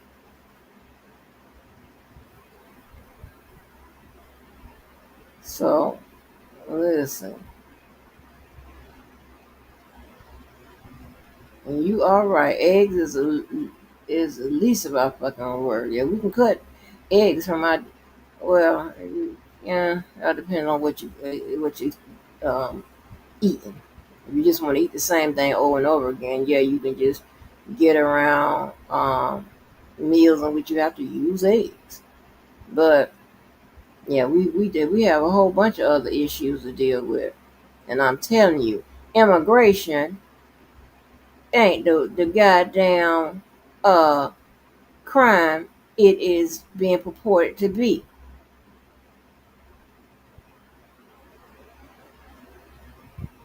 It's not. The statistics don't even support that. All they needed was a overhaul or some goddamn, something. Somebody to get in there and figure out how to get the process, and they want the people out of here anyway. They feel like those people was a strain on the what budget. hmm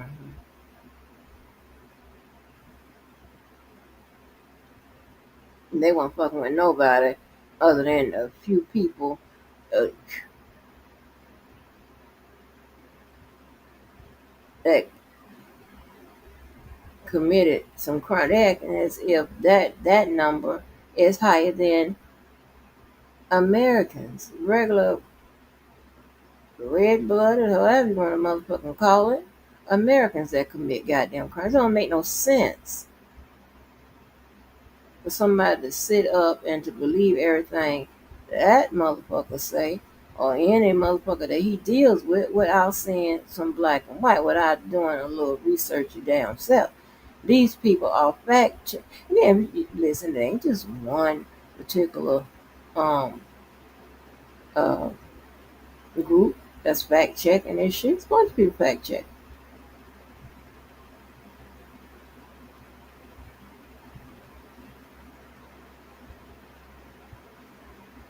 But what needs no fact checking is the fact that y'all fell for the okie doke. How about that? I don't understand why a group of niggas would be so concerned about immigration anyway. The fuck it got to do with you?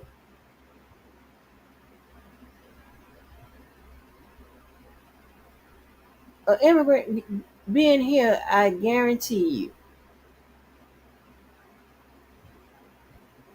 by the time it affects your bottom line, you'll be long gone.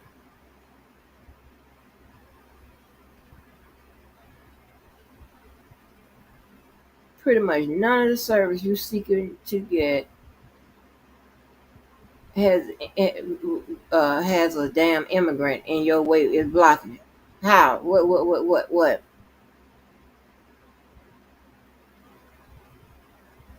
Shit. This is stupid. I can't, honey. I can't stand a dum dum.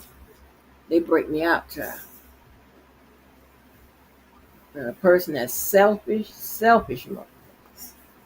Me, I, the dollar, me. Handout. Shut up, get your ass.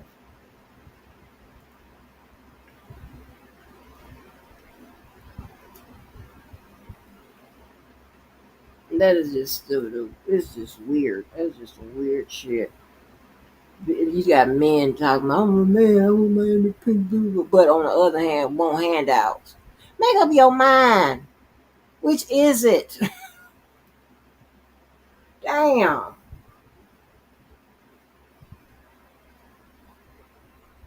And while both things can also be true, then understand this. You're going to have to what?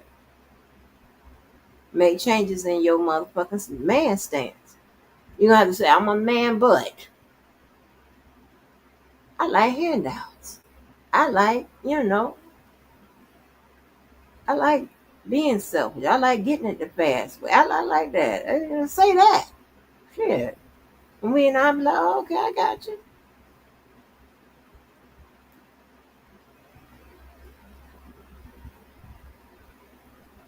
Now, I'm sorry. I'm very hard on that Trump shit. I'm sorry. I don't know what to tell you. And I showed you. I'm asking my friends, are you on that Trump shit? If you are, then I have friends that we can't be friends. I understand households separate. Are you crazy? Every day, that would be an uncomfortable motherfucking donor. I'm just looking at his motherfucking ass, wanting to push a fucking fork in his ass. Get your ass out of here. Get your ass, nigga. Or white guy, as you know, that's my quest. Get your ass, white guy.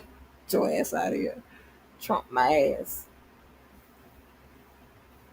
Yeah. I'm not a hypocrite. Not just straight up. I know I am. That's dumb to me. How the fuck that works?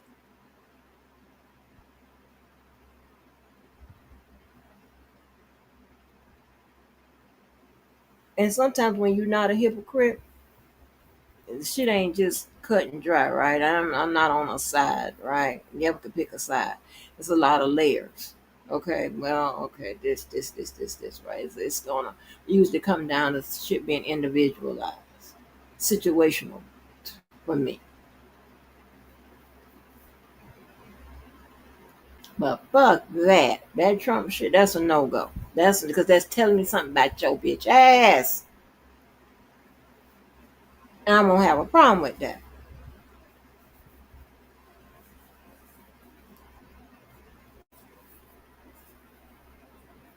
Yeah.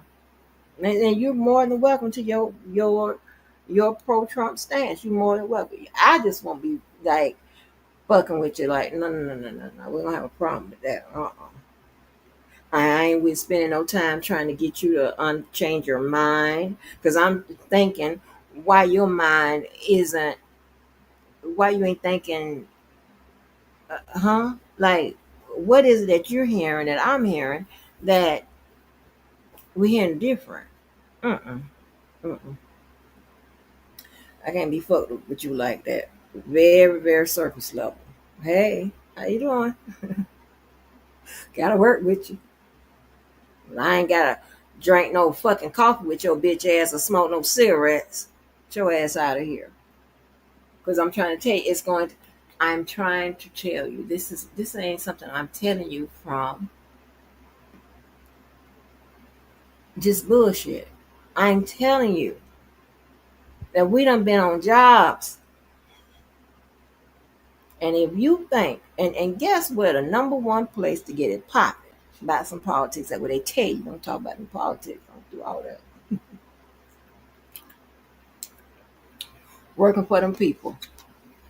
Oh, it's going down. We done got into, I remember,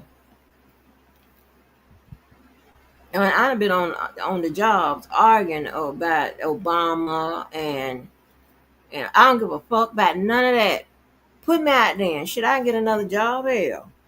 You gonna fire me because I got an opinion about something you told us don't talk about? Fuck that. Give a damn. But I've been on people's job. We done got into it. What election was that? And when them people came back, that we were so loud. When they came back there, when people were standing up, baby, it was like the office was divided. It was crazy. I'm trying to see what was that.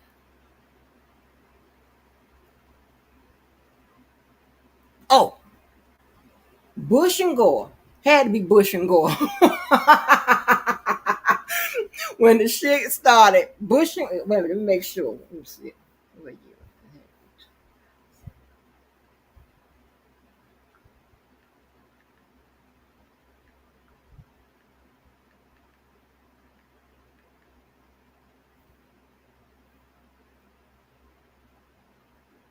Yep, 2000. I knew I was right. Bush and Gore.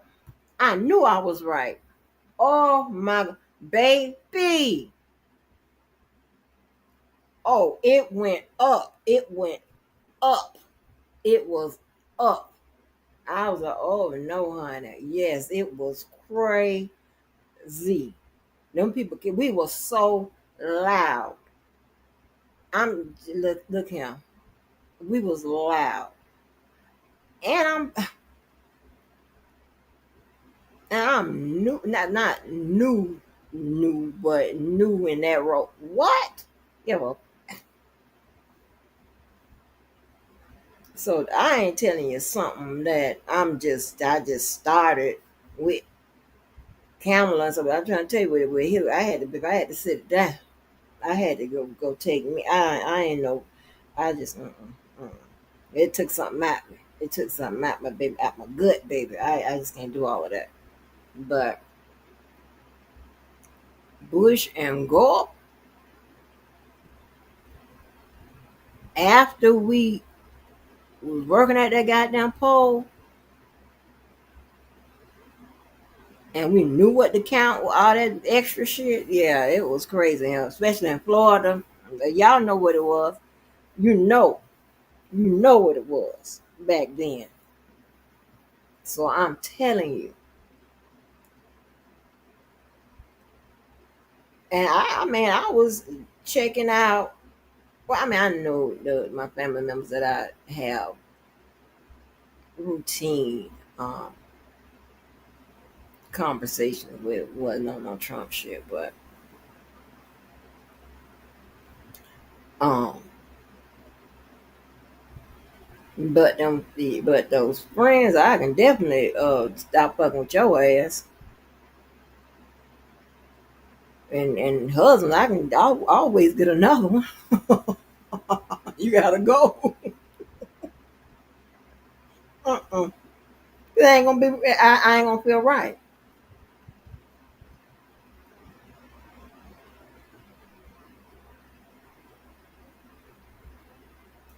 It's not like it's deeper than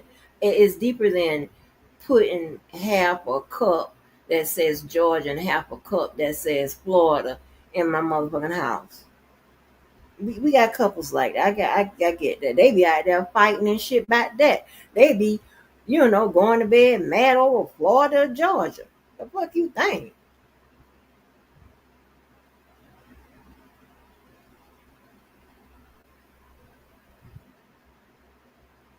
I've been a hit. I know I hit him in the head with a pan.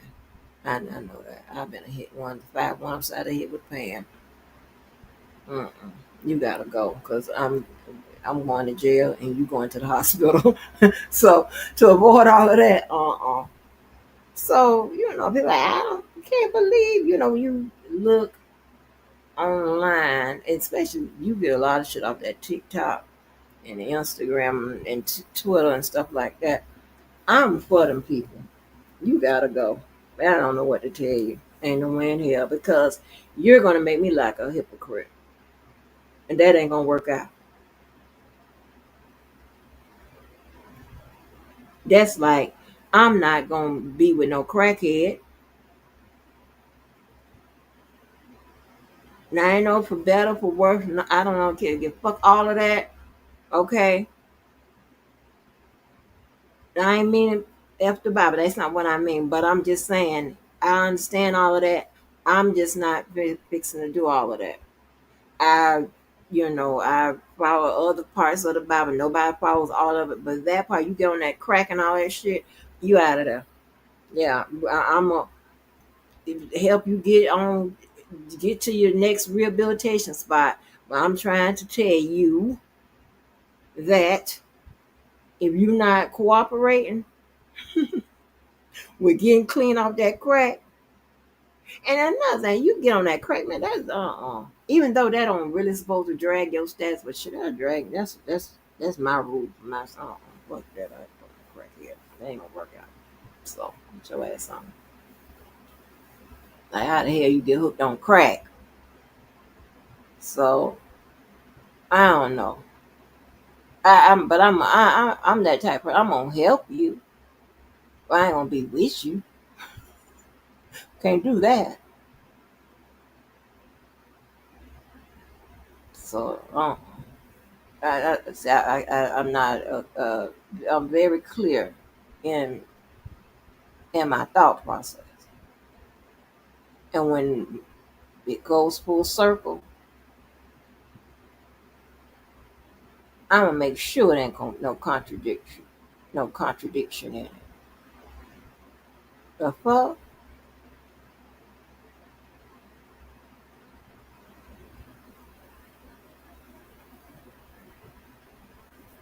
mother shit, and just because you don't get it, or you don't understand what the fuck you want me to do.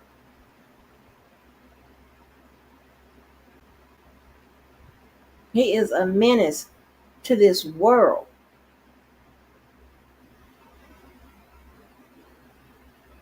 Donald the goddamn menace to this fucking world. Don't know how to tear all them packs I'm putting up. And every turn you could see where this man can't explain shit.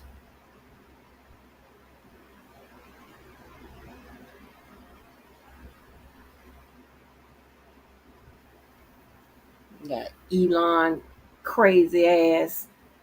Child. Oh, don't get me started. I'm just trying to tell you. It ain't happening.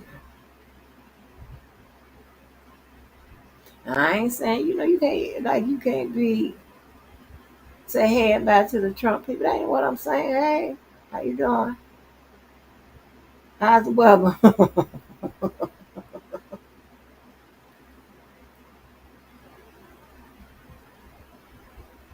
That's about it. We'll go a little further. Depending on who it is. But other than that, nah, I ain't got time for that. That tells me about you.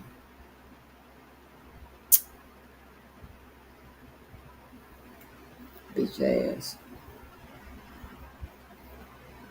And then, ain't nobody gonna be like wanting me to keep calling them bitch ass and all this and saying all kind of shit, whatever, sometimes under my breath as you walk by and shit. Nobody finna be dealing with that. Hey, nobody gonna be one walking by wondering like, God damn, well, she ain't fixing me nothing to eat. We ain't have enough. So go ask your boy. I will run that all day and tomorrow.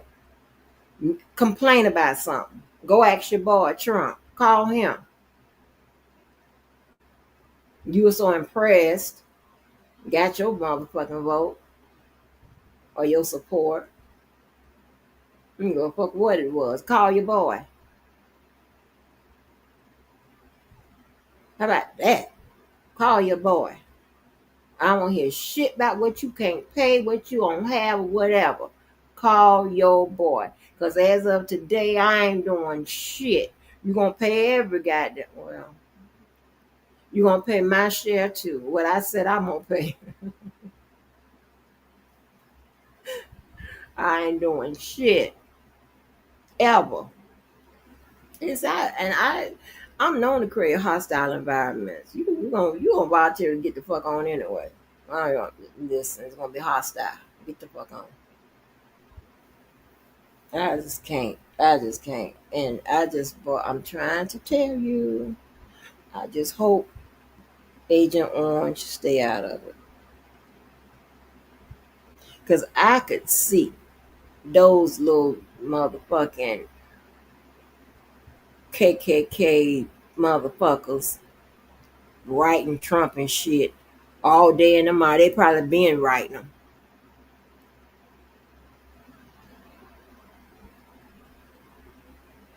I could see, and boy. Now, Trump can't pardon them, right? Of course, this is not a federal crime. Doesn't mean he doesn't have influence. You already see, and I'm still not sure with that Mayor Adams stuff, what the particulars are with that, but you see that shit. Like, I don't know what the fuck is going on with that, to be honest. I don't know what they need him for to help them with immigration. I don't get it. Because you can get somebody else. So there's a lot going on. So although Trump cannot pardon them directly, I don't want to see him have his little orange hands in none of it.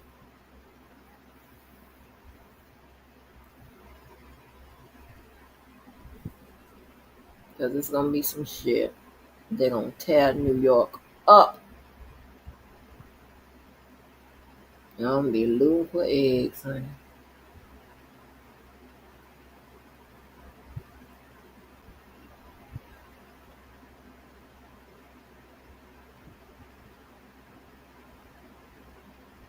You know, because Trump seemed to like to do the thing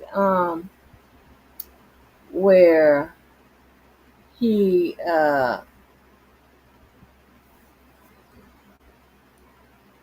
likes to bully these states into siding with him. You understand what I'm saying? Bullying people in that's working in official capacity to do what he say, whatever. And I don't trust none of that motherfucking ass. So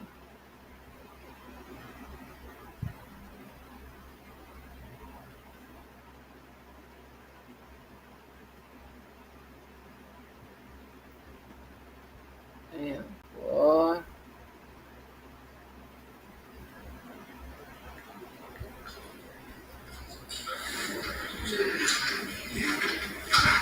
Hold on, y'all. Wait a minute.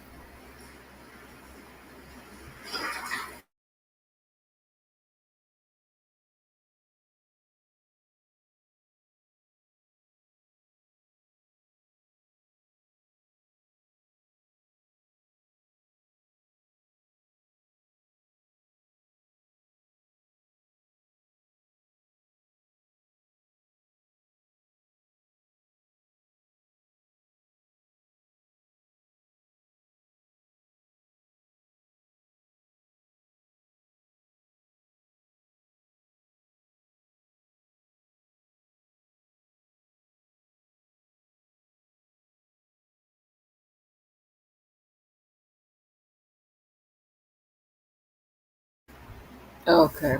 Yeah, they were saying Pop Smoke killer takes responsibility for murder. So, wait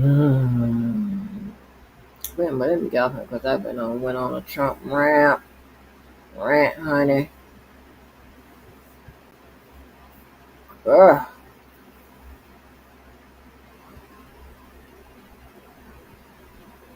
I had to get my belly together. Yeah, but I got to go figure out this Mayor Adams stuff. I don't understand. Which is going to require me to read something other than the indictment because I don't know why he's necessary. I don't get it. But I don't understand what the connection between the two is. So apparently something going on. Anyway, y'all. Hey, make sure you do something good for yourself and someone else. Make today a good day and tomorrow even better day. And I'm out of here, and so are you.